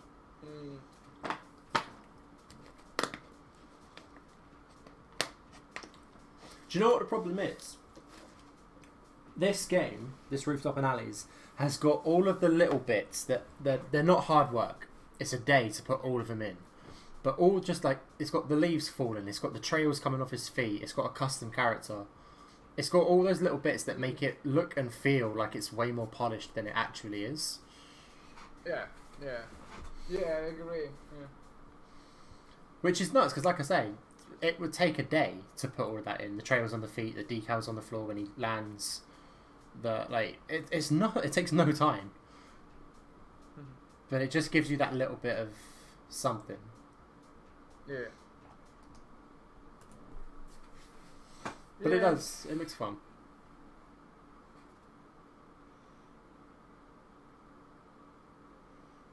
Have you played Henry's game yet? I did, and the Dream version, I think it was very good. Then he went for this. He started using a real, right? And I think that is where he missed the trick because the game is not fun anymore. So yeah, it's a shame. See, I never played the Dreams version. I only played the Unreal version, and it. Yeah, it's weird. There was bits about it that I really enjoy, but there was something about it was stopping me getting into it properly. I don't know what it was. Yeah, but I think the when you do like in the process of making a video game, right? It's a bit like the Dunning-Kruger effect, right? Like you can start with like the other guy, the rooftop and Alice guy, right? And you basically can make it feel that the game is awesome and is gonna play beautifully because you basically craft those rather simple things together, right? And it looks, oh wow, it looks fine, okay, when can we play? Just release it. And then the real problem starts when you are starting to make the game out of it, right? You just need, some score. You just need to make sure that the collision are working. You just need to make sure that, all the launches are there, blah, blah. And then when you go out from the tech demo mentality into a production mentality. And that is where in the inexperience of the guy that never did it will come through, right? And I think Harry got so much of that already in the Dreams game, right? Because the Dreams game was basically working. He did it for about 2-3 years, right? And then he said, okay, I need to do this, I want to do better. But then now the latest video that he showed, like with the stride and pliers that he did, they were very clunky. And then that is really, and I know why, it's because it's so bloody hard to then do it, to make it work, with every collision, with every level, with every blah blah. So once you go out of that, tech demo bubble, then is where when things start to go wrong. So I think Harry missed the trick, and the guy from Rooftop and Ali is missing a trick as well, because what he should have done is just made the game with a real engine for Fortnite. Just use that, because literally there is nothing else than just the simple mechanics, right? Just I guess so, yeah. Just do that. And then you have a game, but when you will see that when you will start crafting things, either it's way too simple, or you will just hit the same barrier that Harry hit. Because the latest video from Harry, the movement was like very, very clunky. And the Dreams game, it was just fun. He played beautifully, right? Yeah, I remember on his Instagram, whenever I was seeing clips from the Dreams game, it looked smooth, like super smooth and super fun to play. But it didn't. It didn't feel like it when I played the Unreal version. No, yeah, exactly, because that is where you start to go from a sort of like. So Dreams was the same thing as using a real engine for Fortnite. So basically, everything is done for you. You just have to, piece it together. But once you start doing stuff yourself, you know, oh yeah, I need to do the physics, I need to do the character collision, blah blah. That is where it always starts to crumble, and yeah, I mean, it's interesting to see that how randomness plays a part, because we are quite lucky because we are backed by a very big social followers, right? So like the Storro guys can push it like very well, right? So we have like that is our insurance policy there, right? But Harry and this other guy, like you can see the trajectory of their destinies overlapping, and most of it is just by chance, right? Because I saw like he has some crazy number of views in his Instagram channel. Like some videos have got 2 million views or something like that. So say, Who, Henry? yeah, and like just down by by luck. I mean, at the start, you need to break through and you need to be lucky. Yeah. Yeah, it's just a shame that Harry didn't get the momentum going, because I think Harry wanted to do that game and the other guy wanted to do the same game, right? Yeah, potentially. It's unfortunate. I mean, you never know. He might end up pulling it back. I think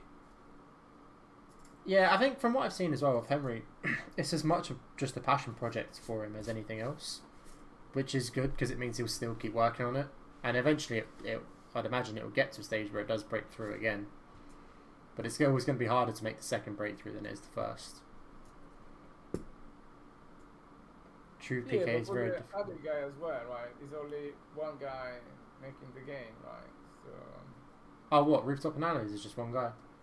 yeah, it's just one guy making the game. So That's it's fair.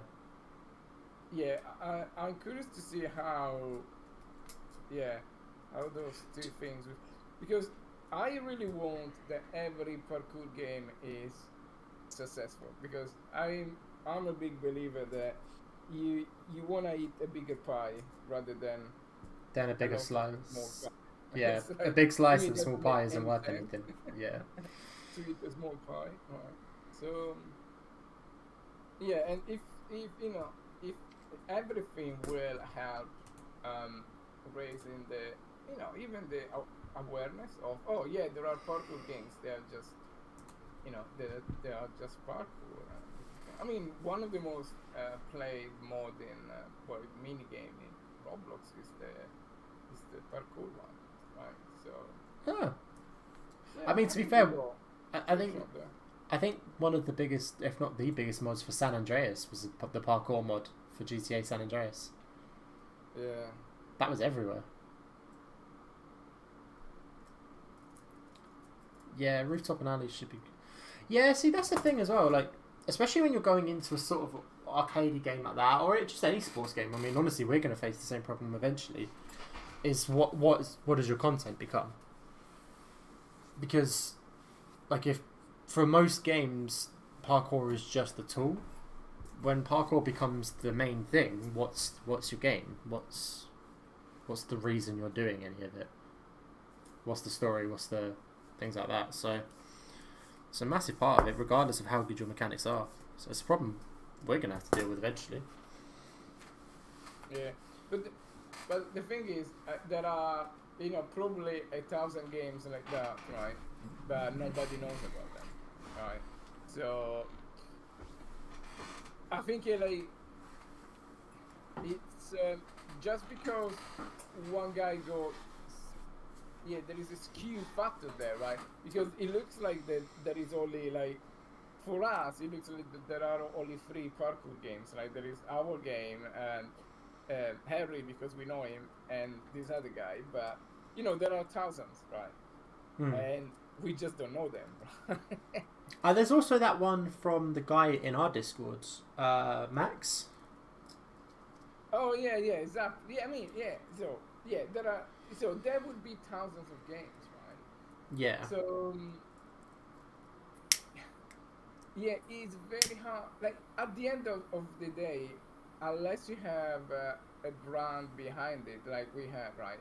At the end of the day, you solely rely on being lucky the first time, and then then you need to earn your luck, right? Your luck, and then you need to ride the wave and be, and just try to optimize it, your luck, and just try to make something out of it, right? But for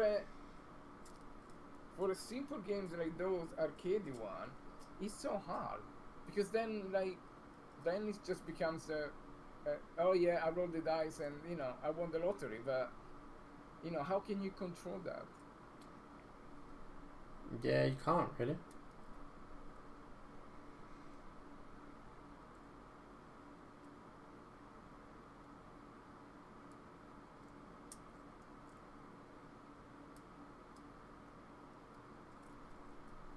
God, migrating these assets is taking forever. Yeah, so that we need to consider if this is the pipeline that we wanna use or not. Well, yeah, but if you automate the migration and the build overnight when we're asleep, it's not that much of an issue. Yeah, but can you? Yeah, possibly. Yeah, maybe we can actually. I mean, surely anything that you can do with a mouse, like anything you can click on in Unreal, you can automate, can't you? Can you just write a macro or something? Yeah, I don't know. There are some Python scripts, right? That you can. Yeah, there's got to be. I mean, my whole Blender export and then import into Unreal is just a Python script. Yeah. It's basically just a really fancy macro. Yeah, but then you need to have a computer with Windows running, right? Like a good computer with Windows running overnight, right? Could you not do it on like a VM? Yeah, but how can you run the Python script inside the editor if you don't have the editor running? Just leave it running 24 hours and just have it do it periodically, or have a timer on it. Or... Yeah, but you need to have a VM on Windows with a computer which has an instance of a real engine. Right? Yeah. Yeah, because I think some tasks like this, it shouldn't be performed in locally in our computers. Right? There's no point. Yeah. It just takes so long. Yeah, maybe the overnight build will be right. Okay, I mean, we can call it, what's called canary builds or whatever. Like, they're just whatever it is, it builds, right? And then if it passes, good. If not, bad. That's it. See, what I think is really going to be an issue in terms of automating, especially if you're automating builds to put out for the Discord backers and that, is the packaging.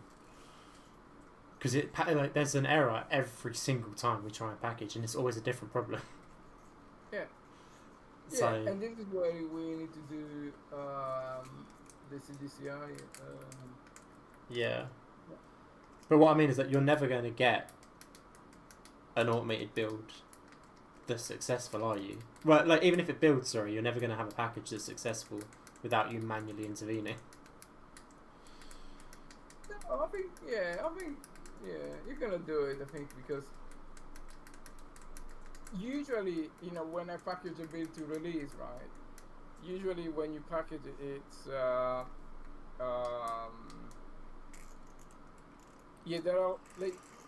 are about 10 errors, right? But then you fix them, and then the second time you package, usually it all goes, it all goes through. So, yeah, there will be a time in which it will fail for some a reason, and then because like if you do it every day, you have less chance to accumulate. I see what you mean. Yeah. Yeah, the unknowns. Yeah, fair.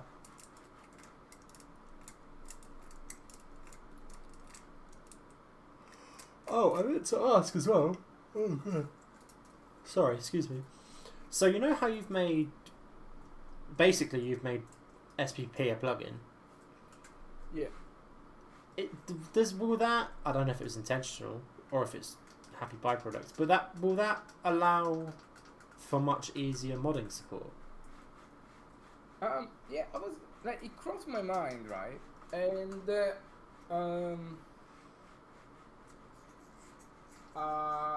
I don't know, but it will help. It will definitely have the Yeah. yeah. Does it also mean if someone could inject that plugin into a different game, you could just play SPP in Vice City or in or in Spider-Man's New York or whatever? You can inject the plugin in another project. Yeah. That's cool. Yeah. You can inject SPP into some new maps, right? Yeah. What other games have you made? I haven't made any other games personally. I've messed around in Unreal in my own time and made little projects and stuff and little like first-person shooters and that little horror survival thing, but nothing like no proper game. Dado's made damn near every game under the sun. He's single-handedly responsible for the entire Wipeout series. For the whole gaming. For the whole game industry, he knows everybody. Everybody got a job because of Dado. No, so yeah, I've not worked on any games for SPP. Dado's got one that we was actually showing on stream earlier tonight. And then Wipeout as well. And some other bits and bobs. Oh, worked on Black as well, didn't you? Yeah, that was a great game.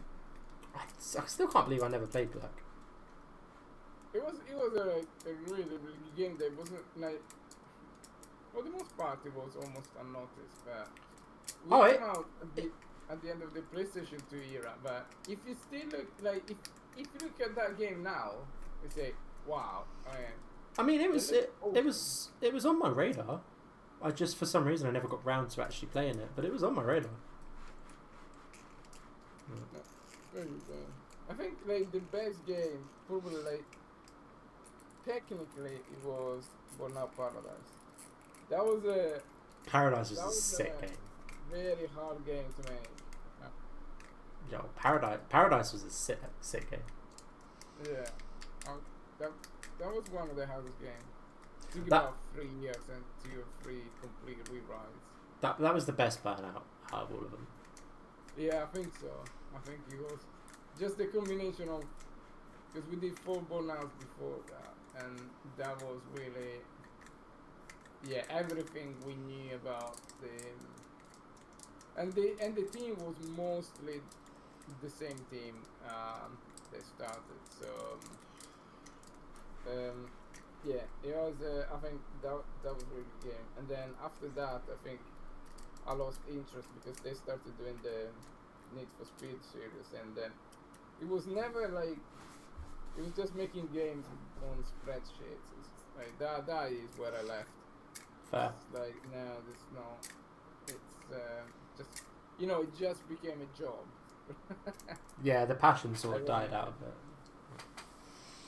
But so I'm gonna meet, like, this week I'm gonna have a few interviews for potentially expanding the team, and one of the guys I'm gonna meet on Thursday he's the guy that worked with me in all of the Burnouts and Blacks and whatnot. Steve Cass, really good guy. Really like him. Last time that we worked together, like, we were on Need for Speed, and we were very senior there. We possibly one of the most senior people in there, and so we were just doing this. Like, we had a team of 300 people, right? and we were just doing this devlog, which was like a dashboard for now every time you do a check-in, like it sends that message to Discord saying, okay, there's this check-in here and that, right? And so like, yeah, we spent about 2 years making this very complex Trello board basically before, and that was like 2010, right? So so before all of these craziness, and those 2 years completely killed me. It was like it was just none of that magic that we started for Wipeout. We had 6 people in the team. No, even smaller than our current team. And we made an awesome game. And then Need for Speed was about 300, and that wasn't even a big team. The team that made GTA 5, I think it was 1,200 people, and some of the Assassin's Creed were 1,000 people as well. So it just loses the magic. I mean, if you are in a team and your boss doesn't know your name, because there are way too many people, in between you, like you're not working in the creative industry. You're working in a factory. You say that, but you don't know my real name. As far as you're aware, my name's Guns. Yeah. See, I've got you now. You're trying to think about it, aren't you? Trying to remember. I mean, I met when I was in Sony. I met the guy that was in charge of of the Sony group. I didn't really know him, of course, but he came to the office and he was friendly with everyone, and I don't know, and they had like 10,000 people, right? So it's not, probably more. I don't know. I mean, it's not a small operation, but that was completely different from EA. EA, I think they had 6,000 people, something like that. Wow. But I didn't know who John Riccitiello was, which ironically was the same guy that got fired by Unity because he did that stupid price move. It was my Xbox EA, this half Italian guy. Fair enough. Yeah, jumped from job to jobs, being the CEO of all of these companies. Just starting projects and then dropping them. Just starting projects and then jumping ship. Yeah, I mean, no, like being on the board of these huge corporations and then just breaking everything. But yeah, I think he did something dodgy. Like when he joined EA, he was appointed as CEO, and then EA bought 2 of the companies that he has that he owned. I mean, I don't know how much shares, but probably substantial shares. So EA spent about, I think it was 600 million buying these 2 companies. And they closed them down in after less than a year. And if that is not scummy, tell me what it is. It sounds very shifty. Yeah, how he got away with that for so long? Because that surely, even my dog, if it would have understood that, right? Would have understood what was going on there.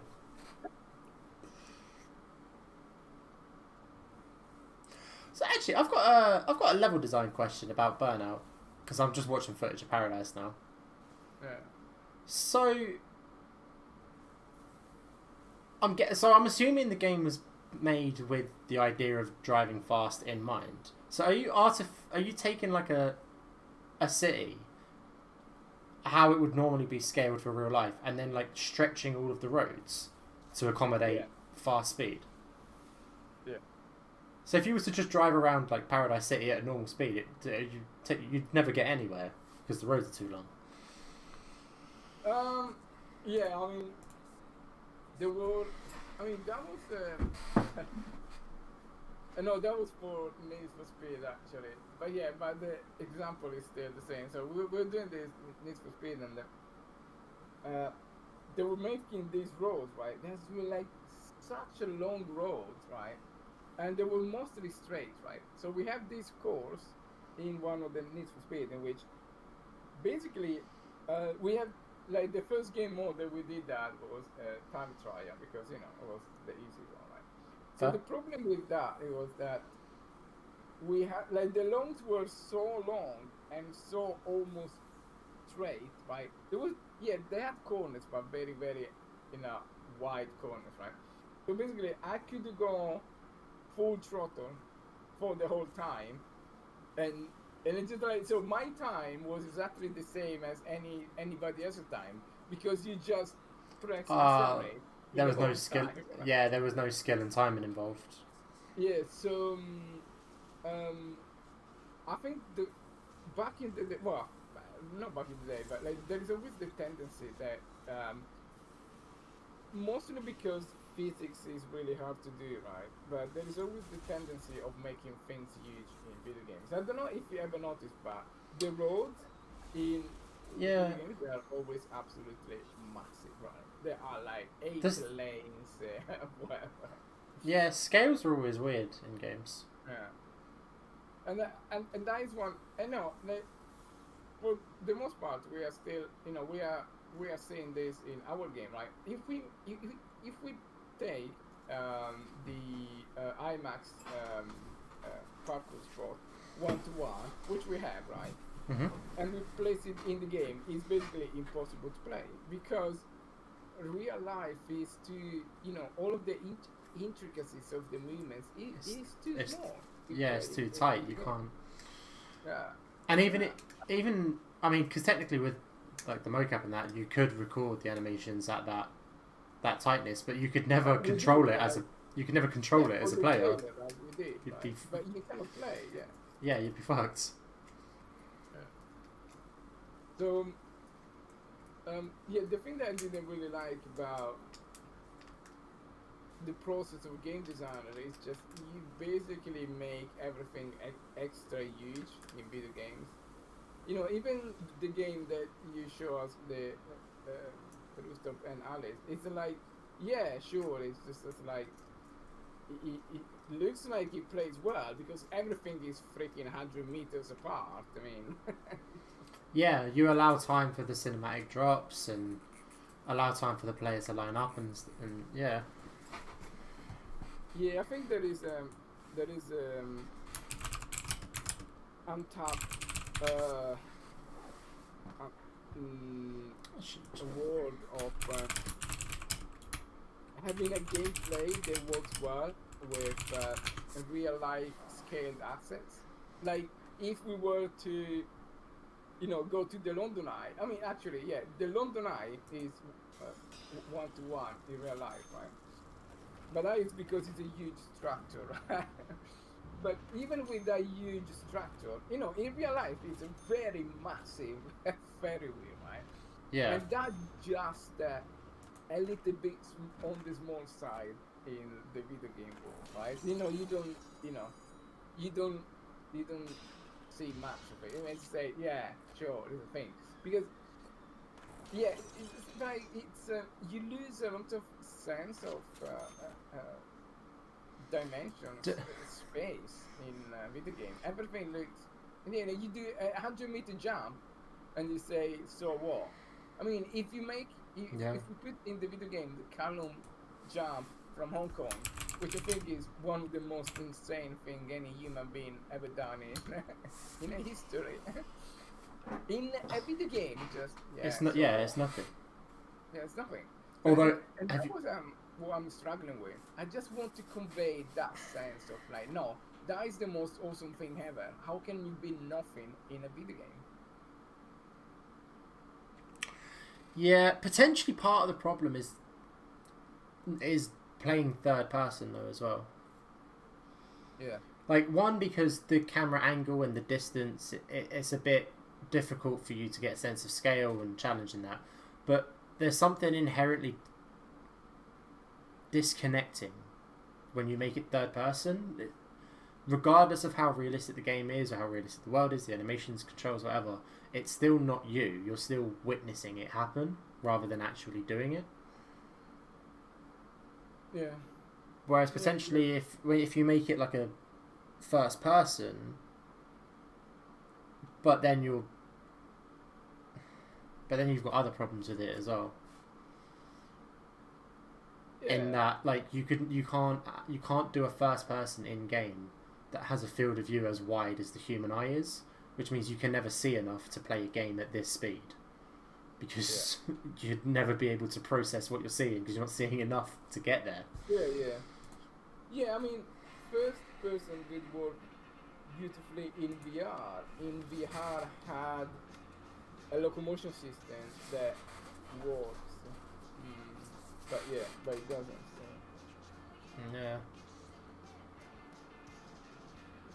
We'll get there though. We'll work it out.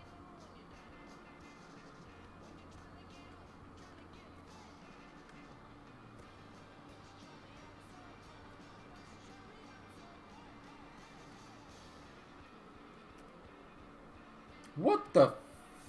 Alright, that was weird. Did you see that? Which one? So I'm watching skate footage, the most recent playtest. It dive like Superman over the rail and land back on the board. It looks so janky. Oh yeah. Oh yeah. I mean, I'm about probably 20 seconds delay or something. But yeah, I saw that. Yeah, like there is something.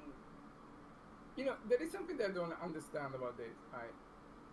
If we do this, everybody is gonna say, "Oh look, is the movement is blah blah, is rubbish and blah blah." If a team paid by a massive corporation does this, everybody say, "Oh wow, that's awesome." I mean, what? Yeah, the problem is they're riding on the name Skate. Like, just the name carries so much weight. 'Cause the old games, like Skate 1 through 3, was so heavily respected in the gaming industry and by like players and everything. You just sort of ride the name. Yeah, I see that. But It's not right, but I think it's what's happened. Because to be honest, every clip of Skate 4 I've seen looks shit. yeah, I adored the Skate games. I found out Skate 4 was in development so immediately after the announcement, because I was constantly looking for information for a new Skate game that was hopefully going to come to PC. Every clip I've seen of it is disappointing. Yeah, I mean, for us, but for normal players, let's say, they don't care. I mean, what I learned during the years is that you will never know what people care about until you do it. Guess so.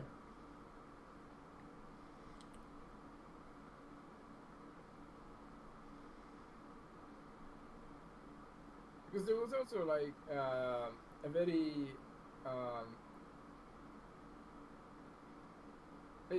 I remember working when I was working at EA. There was always this secrecy about, oh yeah, we cannot tell this and that because it's a super secret, blah blah. Then I like nobody cares.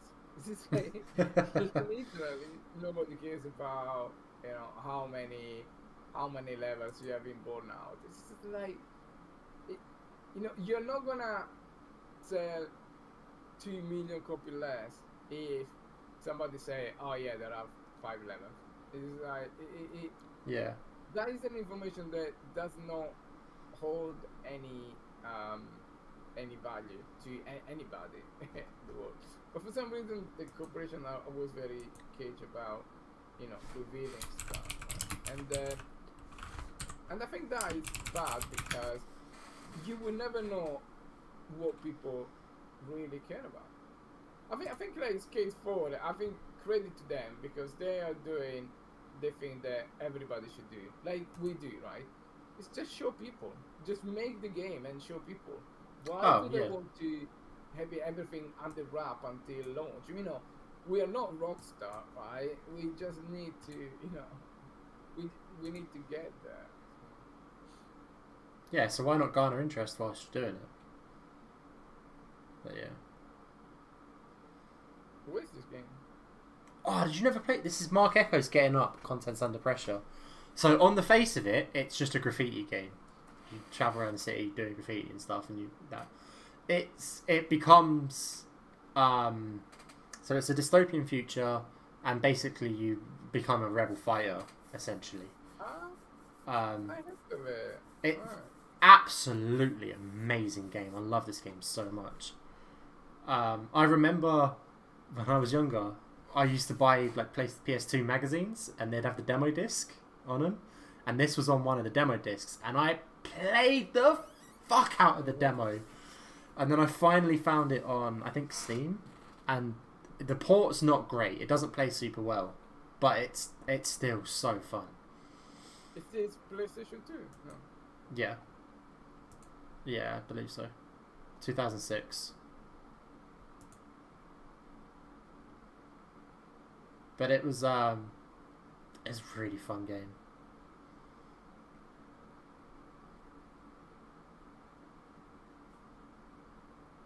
But I'm just going through like all the games in my head that felt like they were in fairly realistically scaled cities and stuff, and seeing if they were. Yeah, but even this is not. Like, look at this. This is absolutely huge. Like swimming pool or whatever it is. But yeah, it starts off as like a gang graffiti game, and then by the end you're fighting like anti-establishment. Because obviously, like, it's like a big 1984 Big Brother type thing, and then graffiti and art is how they're fighting back against it and getting rid of the propaganda and stuff like that. I made some videos for Wipeout Fusion, PlayStation 2. I want to see how he holds up to this day. I think it still looks awesome.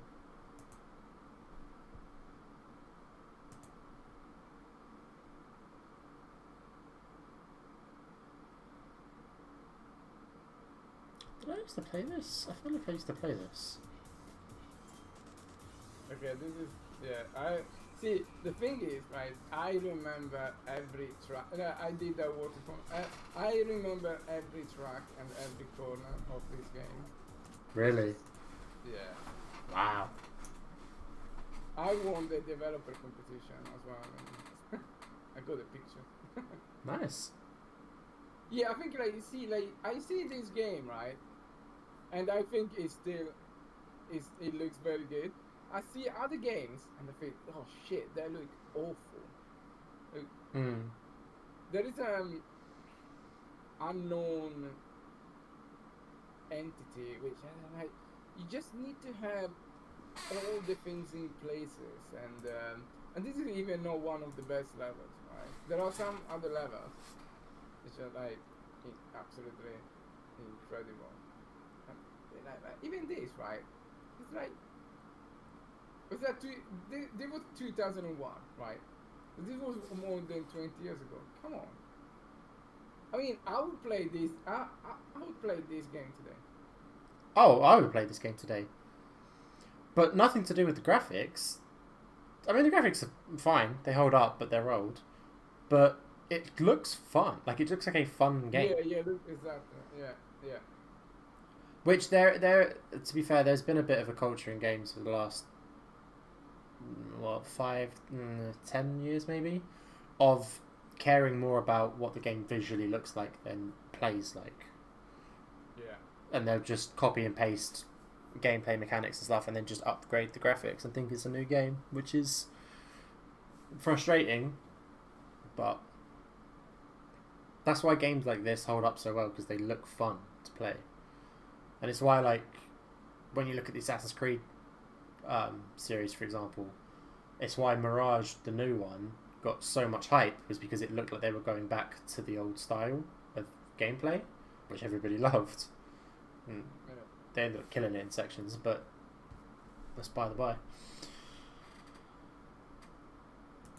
But yeah, there's a weird focus that has been lost from the game part of games. Yeah, I think most of the games to these days they are walking simulator, right? Yeah. Do you know what the funny thing is as well? Have you ever played or watched a playthrough of the Stanley Parable? Which one? The Stanley Parable.